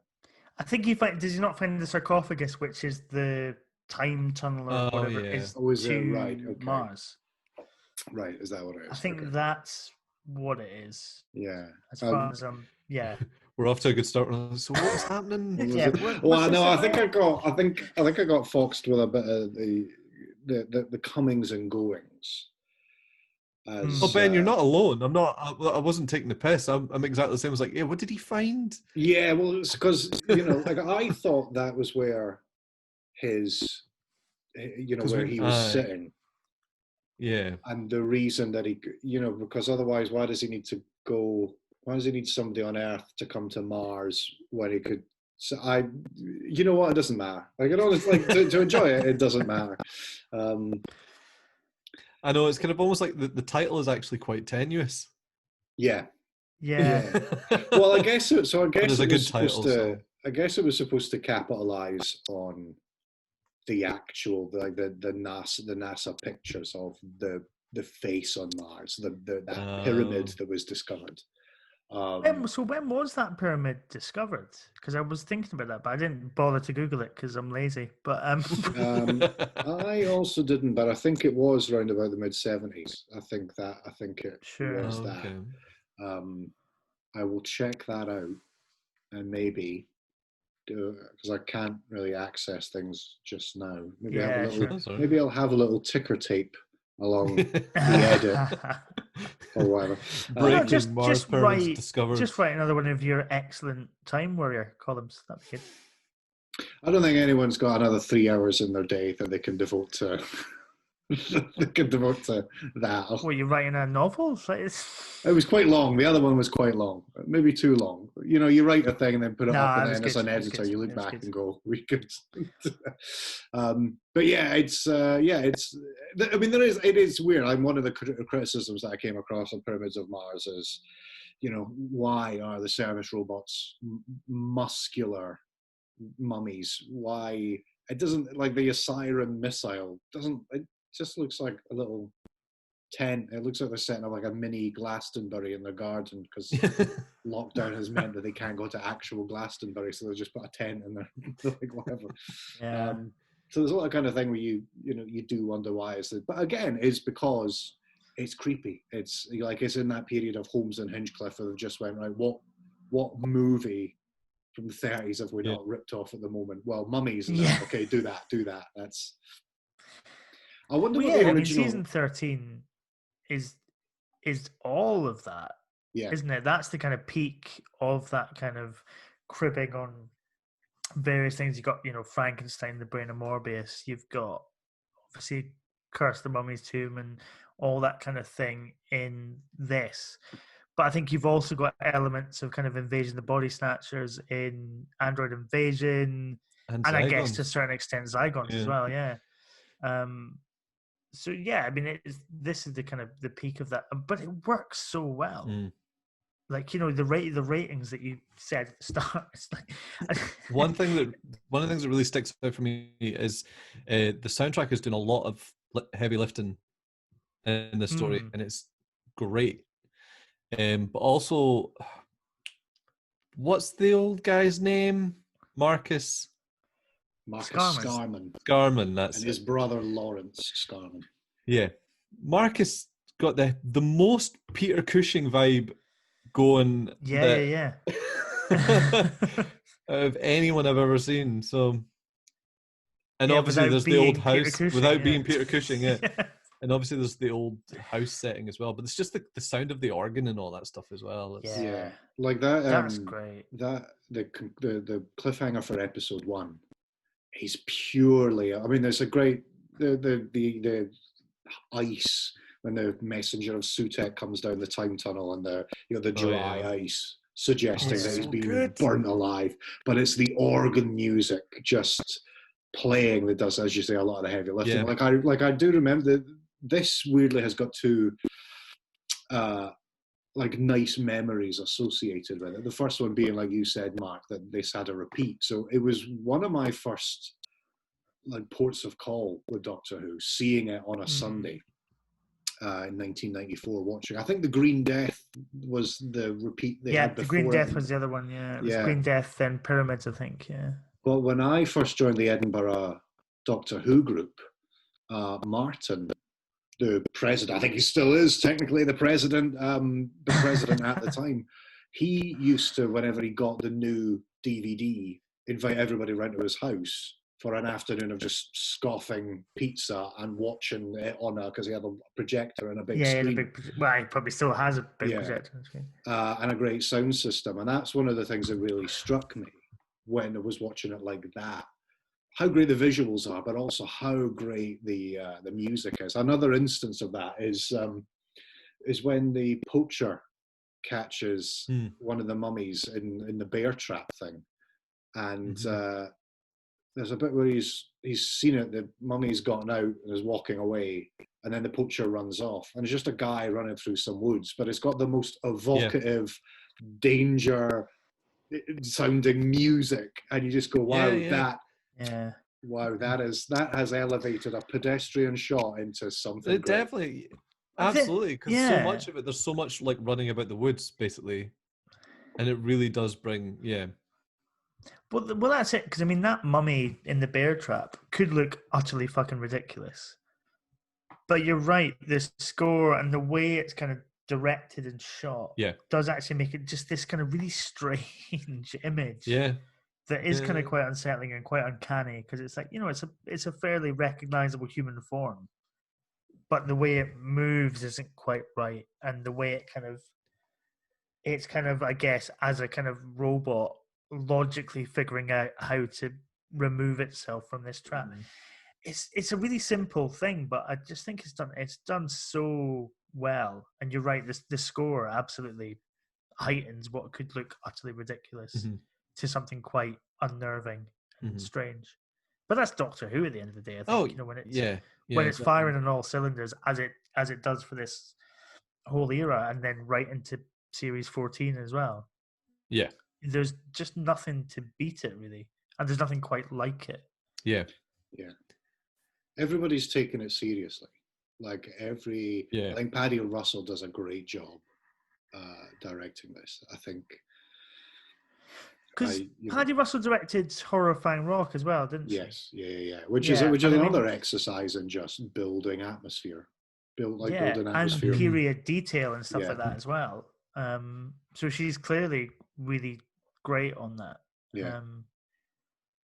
Because all that stuff in the house and the grounds and the little cottage, you know, that they spend a lot of time in. And that is constantly besieged by mummies. It's weird. They go over and come away again, and then go over and come away again. There's a lot. It's like we're looking for the humans. It's like, you know, they're in the cottage. Go to the fucking cottage. You know they're there. I forgive it, you know, because it does have that silly Doctor Who thing of the classic era of kind of go away, come back, go away, come back, go away. But I don't know. I think enough stuff is happening in the period that they do leave the cottage and come back, that you do at least feel that the plot is kind of gathering pace, and new things are kind of being learned. And there's also just some really lovely, in that cottage, there's just some really lovely character moments between the Doctor Sarah and Lawrence. Yeah. Like that Marconi scope scene is so great. Yeah, I felt really bad for him because everyone's just like, I've seen one of these. I look at this thing we invented. Nah, rubbish. I've got a better one. Well, because the doctor's kind of delighted at this kind of like Yeah. quite amateurish yet quite amazing device, Mhm. and Sarah just as a kind of 90. Well, we can maybe get into unit dating, although let's not. As this 1980s woman sees it as this kind of laughable Catherine wheel, which I suppose it essentially is. But yeah, it's just really lovely scene played really brilliantly between the three of them. That she's just sat in this chair laughing, and the doctor just feels a little bit sorry for Lawrence. Yeah. But yeah, it's just It's another one that's very universally well cast. Like it's great watching a lot of the interactions that.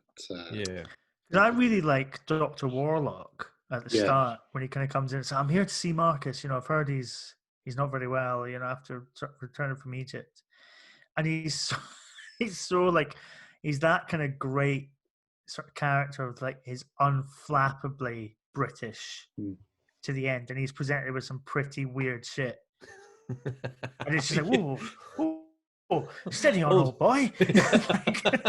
It's a dose of the vapors. Like this, like Egyptian fanatic is just ranting in his face. He's just like, "Well, I think you need to calm down a bit of it. Have a drink, old boy." And he gets shot in the chest. What an inconvenience! Oh bloody hell! Yeah, there's a lot of guns in this episode, isn't there? Yeah, and blood as well. Yeah. And I do love when the boy's been shot and Tom Baker just picks him up and runs off with him. Yeah. I think the older I get, the more times I see someone getting picked up on TV that I appreciate how hard that must be. Yeah, it's funny when they're trying to bundle him into the priest hole. And Tom Baker is obviously doing his best to be just like a jelly unconscious, and they're like properly struggling to get hold of him. But yeah, it's right what you're saying about guns, because the most disturbing bit is you don't get to see him. You don't see like somebody, the poacher taking an aim at Scarman, but you see suddenly exploding out the back of Scarman. He's been shot in the back quite violently. Oh my god! And then like the smoke. Yeah. Presumably the soul kind of goes back into him. The best thing about that, see that shot where the smoke disappears into him and he starts. They've obviously just filmed it in reverse, which means he's had to walk in reverse across the room, and he does it flawlessly. Yeah. So from the moment the smoke disappears into his back, and then he turns around and walks across the room, it doesn't cut. So I'm watching it for ages going, this is going to cut. No, it goes on for ages. So, I just have to say that I really love that effect. Yeah. Yeah. Sorry, I totally talked over you, though. On the subject of poachers, I do think 1970s Doctor Who does take a very dim view of poaching. You've got the boy from Spearhead from Space murdered by the Autons. You've got this guy murdered by the mummies. It's just like, look, you're not allowed on this very posh land. This is owned by the moneyed people. Yeah, you must sod off. Or be murdered. Lawrence Scarman is when they're trying to work out how to destroy the rocket, he suggests the gelignite, which is in the poacher's hut. Yeah, because he's fishing with gelignite. Yeah, and so like. It's like they're obviously too scared of the poacher to do anything. Like he's a local celebrity around there. He's fucking tooled up. Well, he's tooled up. I mean, like the mummy caught in a bear trap. It's like, did you see the size of the thing? What in a British woodland is he thinking he's going to catch with that? I mean, it's like this giant metal maw, and it's just what is he? I mean. I caught a rabbit today, but it was mushed in bits, so I just have to leave it. Yeah, it didn't catch a rabbit, just like clean sliced through, so there's 2 bits of rabbit. Very near where the trap was laid. Yeah, he was fishing, like he's bombing the fish. Like, you do that once, that's the fish dead until you introduce more fish.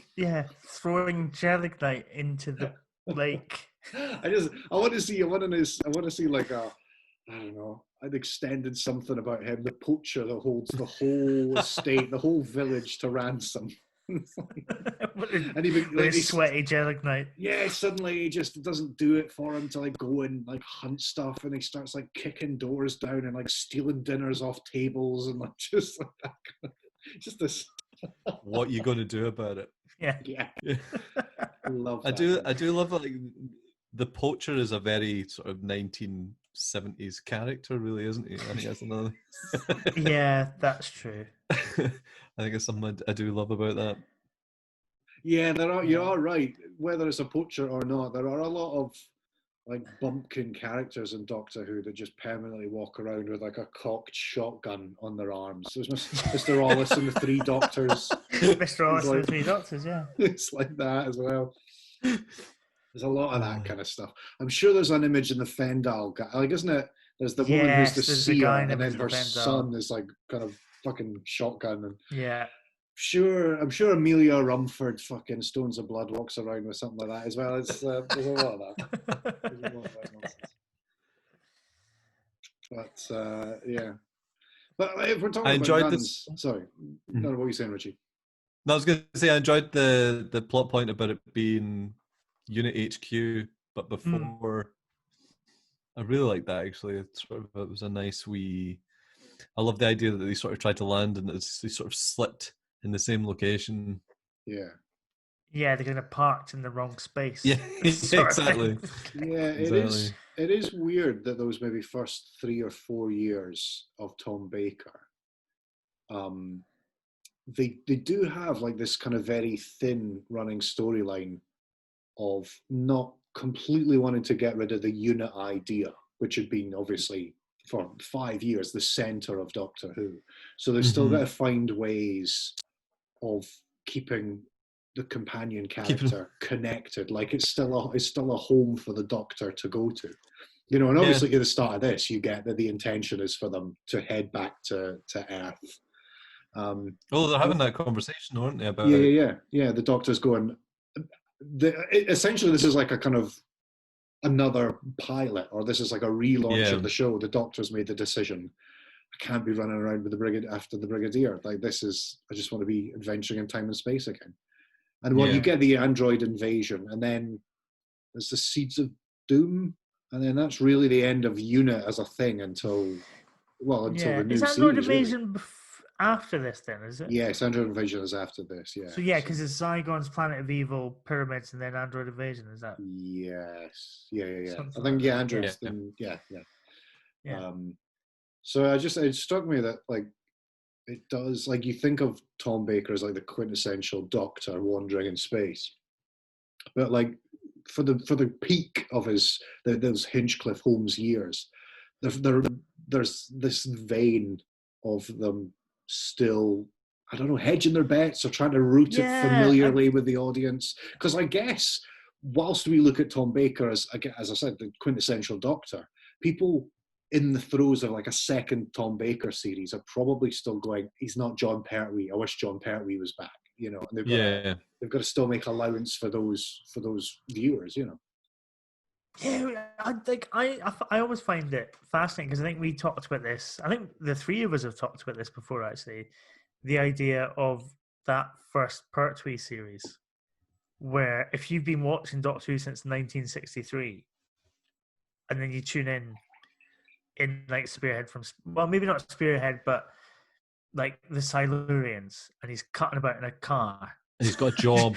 And he's got a job, and he's driving around the countryside. You're like, what the fuck is going on? You don't see the police box. You just see he's removed. Yeah.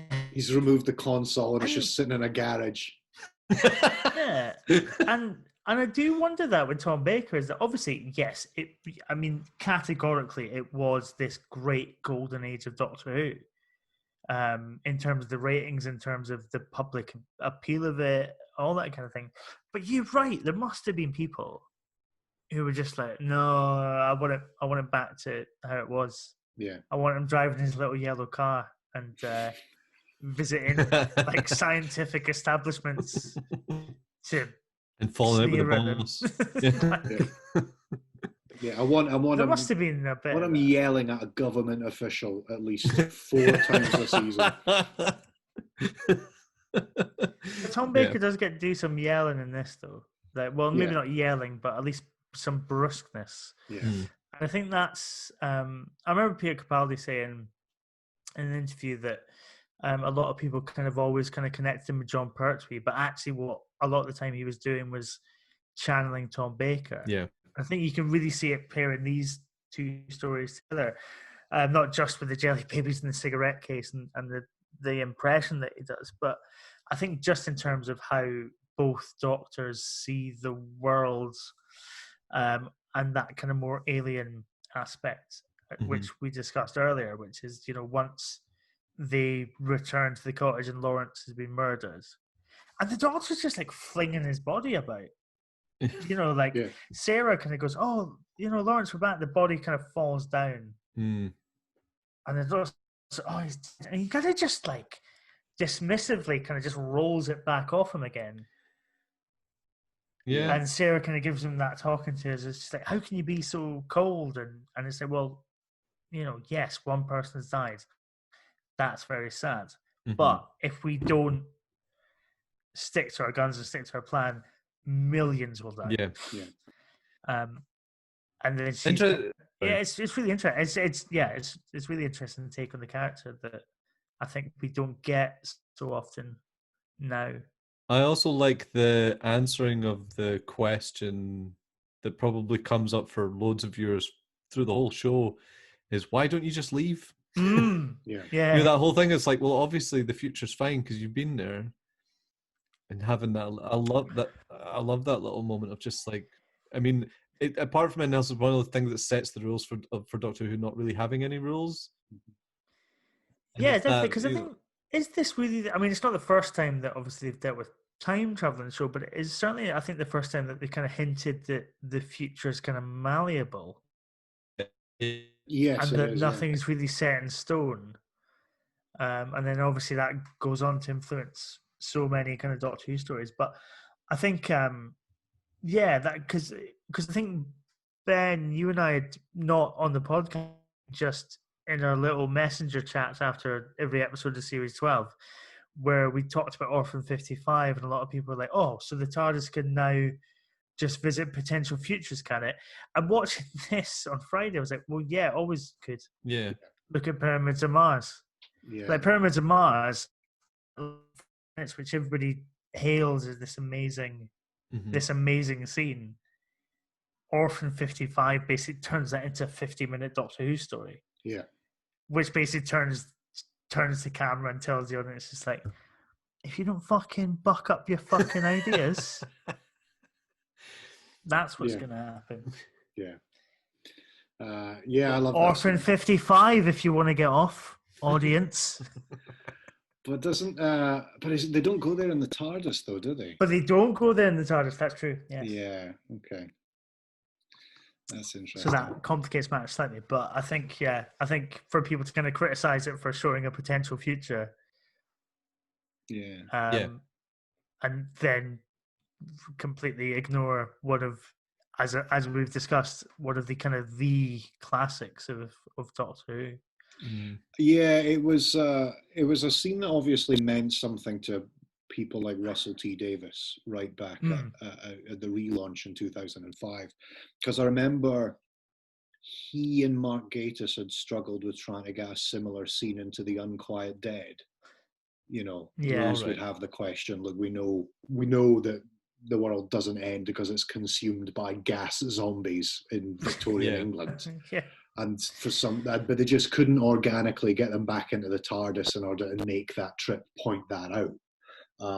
So they never got to do it. But it's that idea drives a lot more drama than the first Doctor saying we can't rewrite one line of history. You're not allowed to do anything or change anything. So but it is interesting how this is outside Orphan 55. Pyramids of Mars is the only instance of it. without it being some technological flummery, you know. Well, yeah, because I think in kind of future stories, it's basically just reduced to, and presumably this Russell T and Mark Gatiss kind of came up with in The Unquiet Dead, which is just a line where they just go, look, it's not fixed. Yeah. Yeah. You know, we can die in 18. I think I'm just quoting the dialogue from the story now, but it's like, yeah, we can die here, and Well, they just came the up with whole it. world could change. You know, Yeah. and Yeah. it's and I think that I think that's what Russell T Davies was really good at, was simplifying a lot of these kind of big sci-fi ideas at the heart of Doctor Who for a mainstream audience, and not Simplifying making them it too wordy and not making it into too little inaccessible. catchphrases. Yeah, Yeah, like turning into, exactly. like, time can be rewritten is the one that gets thrown about all the time. Yeah, absolutely. You know. Whereas now I Wibbly think wobbly, timey-wimey. That's I know. But he was really good at sort of throwing in bits of dialogue like that essentially just said, "Don't worry about it. yeah, yeah. Not what this is about." You know? yeah, and I think now I don't know. I just well, I'm dead. Let's Ooh, we nearly got But it there. is a great scene, and I tell you, as well as being a concept, it's Elizabeth Sladen selling it that makes it a great scene as well. Like so apparently Paddy Russell had or the production team had got like a TARDIS miniature on a blasted kind of model landscape. That was supposed to be how that was established. And she was like, no, the thing that sells it is the shock on Sarah's face when the door is open and you see this kind of desert area.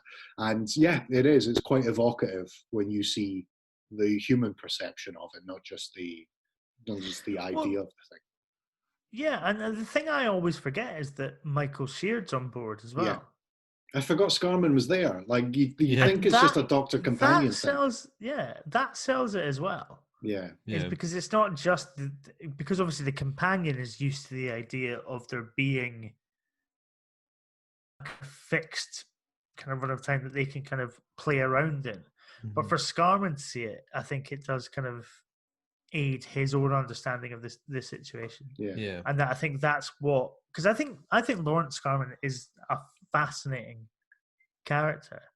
I really liked his character. Yeah, it's because he's kind of torn between saving his brother, doing the right thing, but then also he has this kind of powerlessness and this kind of inferiority complex. Like I love, is it when the Doctor and Sarah go off to get the gel ignite? Yeah. And he's like, "Oh, I suppose you just want me to just stay out of your way." And the Doctor's like, "Well, you know," and he kind of slightly patronizingly goes, "Well, you know, if you want to be helpful, you could." Yeah, doesn't he say something fully like? Does it, and like those kind of characters, especially in classic Doctor Who. I mean, I know with classic Doctor Who, just because of the way that it's shot and the production value, obviously people like us, it barely kind of registers just because the more you invest in it, the more you get out of it, really. Sorry. But like, I've never really felt for a character quite like I felt for him, because I really like, honestly, his distress at his brother, and obviously he's just got this, he's kind of pathetic, but there's a sweetness to him as well.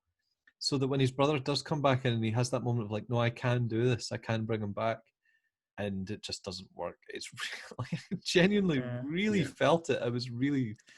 He's a really great cat. I really, really liked him. Well, it's the fact the camera kind of moves away. Yeah. So you don't see him die, and all you hear is him. I think his last word is something like, "Please." Oh. And it's heartbreaking. It's really hard, because he's the scene where he's looking at the photo of the two of them, and it's a killer. It's an absolute killer. He's he really sold it. He's really, really good. Yeah, it is. It's I like Michael Sheard.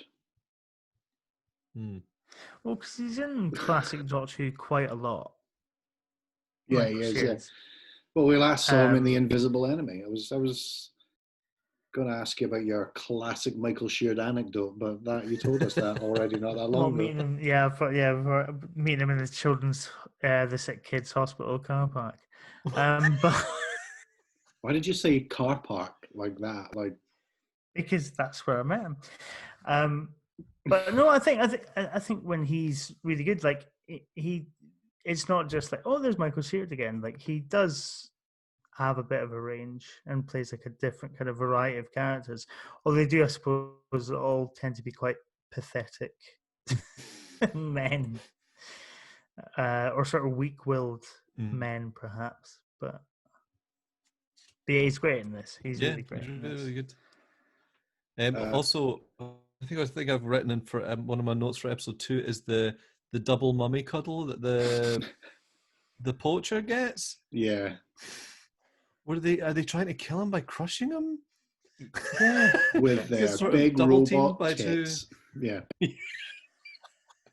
Why do the robots have tits? To be honest, it's no more than what he was visiting on small animals in the woodlands with such violent overkill to bump These them massive off. clamps, of course. Poetic justice. That is one of the classic looks of this, which is it looks silly, but it looks violent. Oh my! And I think you're right. Again, there's like a bit of music which really underscores the violence of it rather than the silliness of it. And just think, Yeah. I do. Yeah, I like the mummies. I'm not sure why they're so muscular, other than they wouldn't be as threatening if they weren't. And then, of course, you have the kind of the gold bikini mummies when you get to Mars. There's that kind of stuff. Yeah, they were good. Well, shall we bring it in? Is there anything else you want to? I'm just looking at my notes for episode 4, and all I've written is the Crystal Maze. Okay. Well, okay. Let's talk about the ending mummies. then. Let's talk about the ending. Okay, I'll talk about the ending. Okay, you go for it. Yeah, you're right. It's like Crystal Maze. I'll tell you what it's like. It's like the most low-budget fan film recreation of the end of Indiana Jones and the Last Crusade.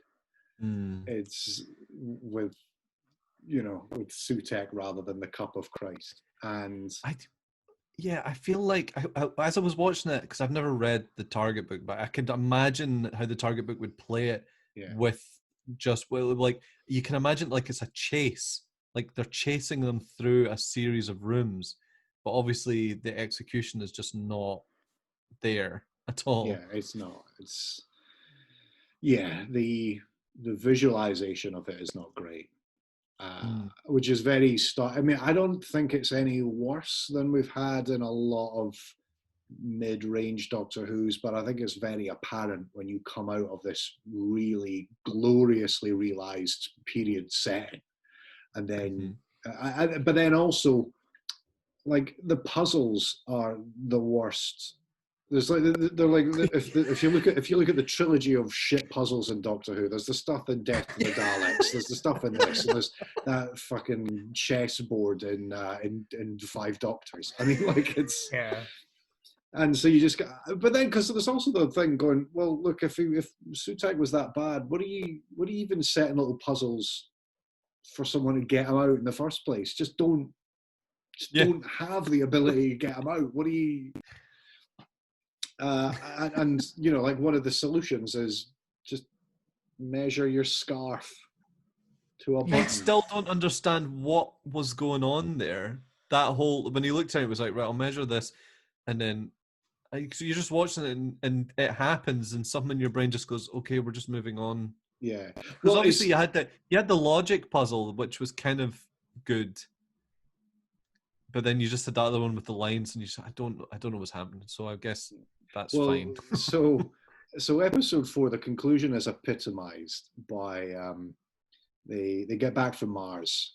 The Doctor, the TARDIS heads back to Earth. They burst out of the TARDIS, and they've got like a bit of technology, and they do a thing, and that's the end. And then Sarah has got to say, "Look, I know that's the timing device from the TARDIS, but what did you actually just do there?" And they've got to they've had the dramatic conclusion, which nobody's invested in.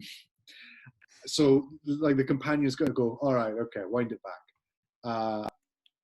What just happened? What did we do? Why are we celebrating? Is he dead? What's happening? Are we dead? And afterlife just looks like normal life. What is happening? And that's what it is. There's just a lot of stuff happening that you just go, I don't care. I don't get what you're doing. Yeah. And I guess we're going to get more of this when we head towards the celestial toy maker, because the two mummies, one that tells the truth and one that lies, is just celestial toy maker kind of parlor game shit. It's in everything, isn't it? Like, I'm sure it's in one of the Doctor Who annuals. Is that riddle of, like, one person can only tell the truth and one person will only lie. It's like an age-old kind of kids riddle thing. Yeah, it's an age-old riddle.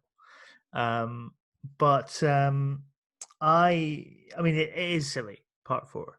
I mean, you can tell by the point that by the end of part 3, the Doctor needs to get to Mars to distract Sutek in order for for the pyramid to blow up. So he goes there, and the way he distracts Sutek is by going, "Hello, Sutek." Hello. And he said, "Oh, who's that?" Yeah, oh, yeah. And Like then immediately he just just like- walked in, caught somebody wanking. Like, it's I know. Sutek trying to hold back that bomb like he's bursting for a shite. Sorry, I'm so sorry. Yeah, and also when he goes, he distracts Sutek, and he's immediately like, "Well, this was a terrible idea." yeah. Yeah, No, it's it does give you a great scene between Tom Baker, the Doctor, and Sutek. But then you get that thing of, how do we get out of it? Well, we need the TARDIS, so send it back to get the TARDIS. So, like, he's getting biffed around between Earth and Mars, like it's nothing. Like there's no problem. It's a shame. I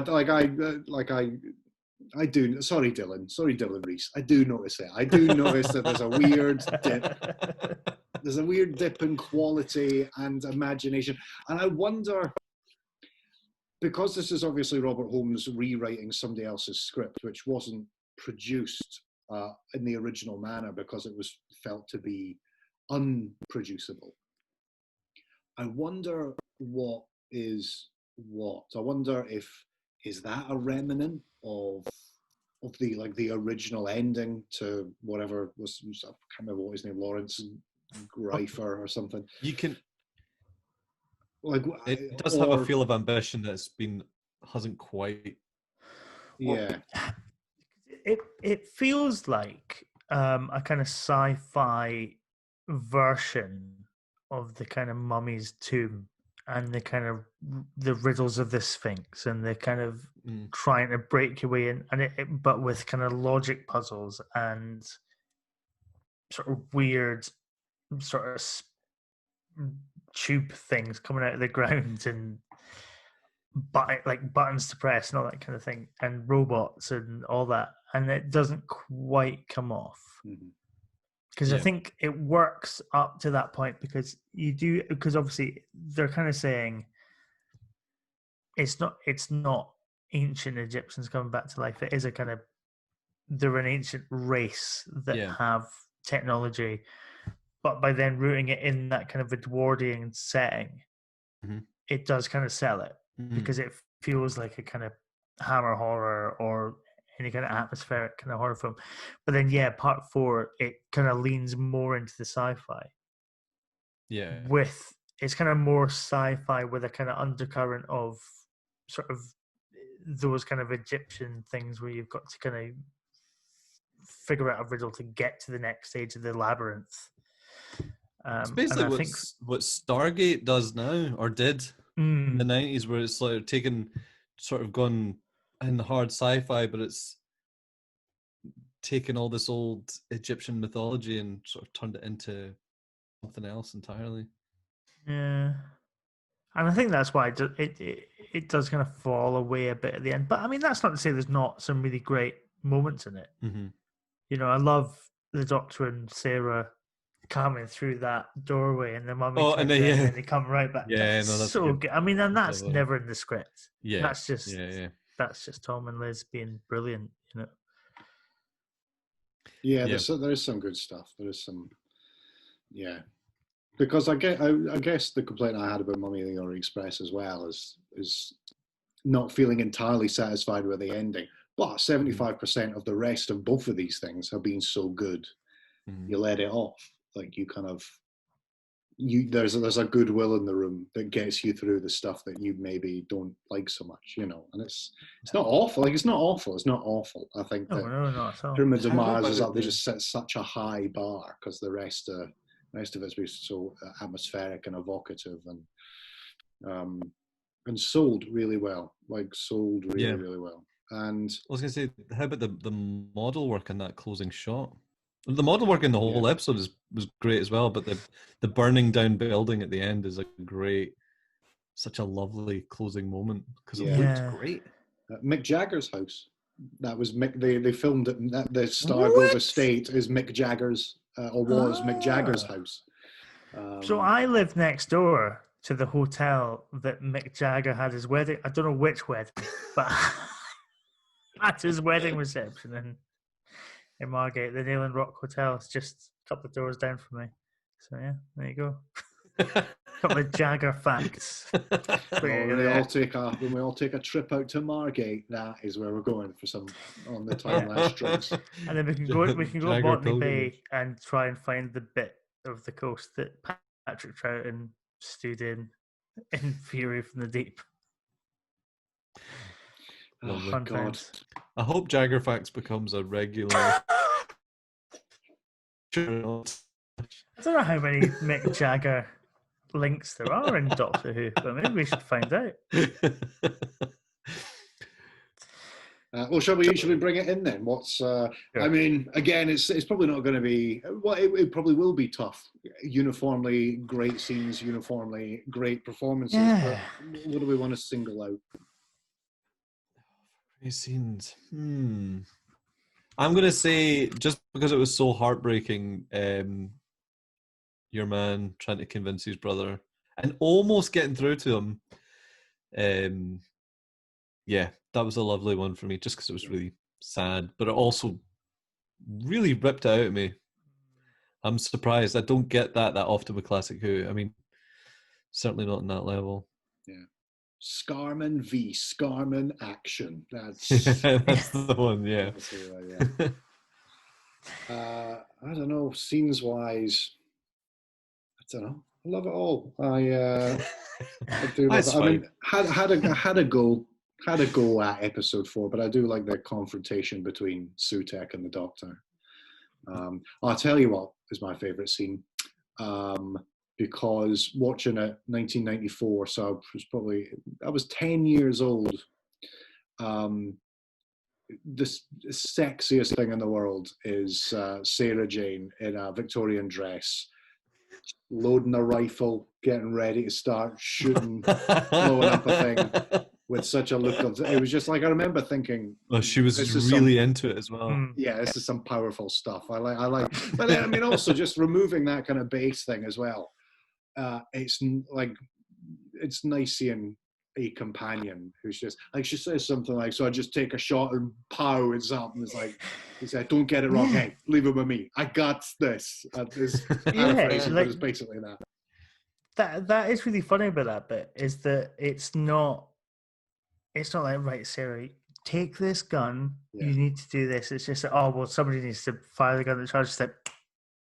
Yeah. Come on, bring it over. She's already locking and loading like she's a regular game hunter on her, on her summer holidays.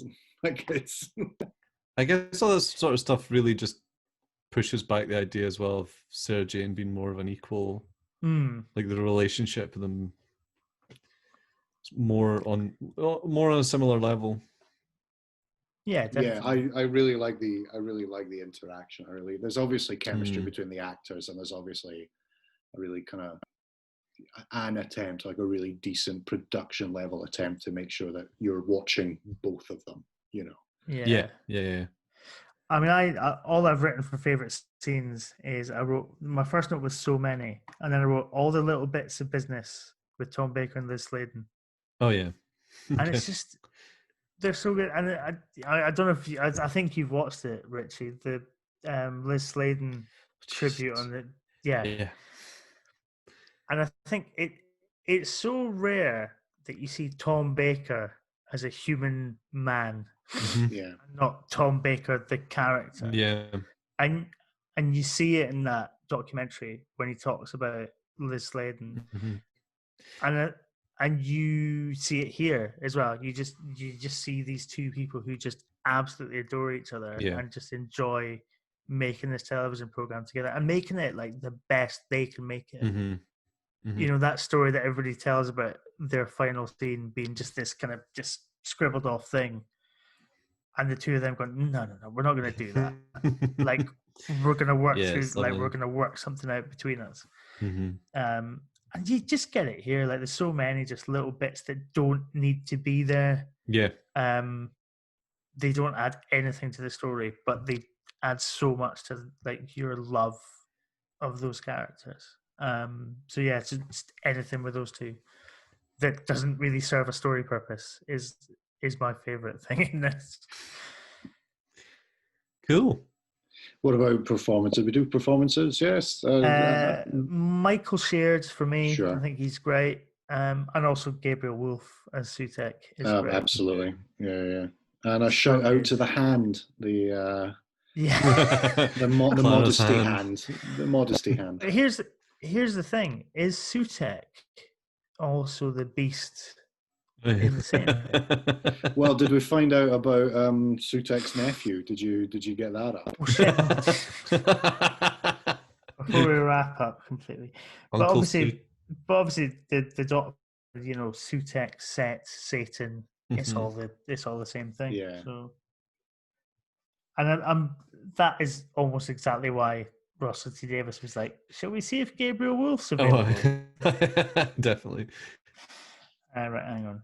TARDIS Wiki. Sutek. I'm sure he's got a nephew.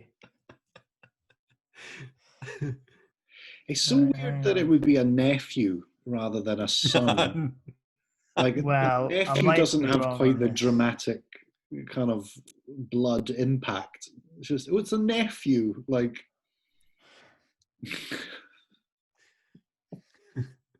like a nephew. No, it is his son. It is his son. A fragment of Sutek's mind, whom he had planted in the biodata of his son Anubis, managed to take over Anubis's body and put into motion a plan to free Sutek and re-merge with him to recover his original body.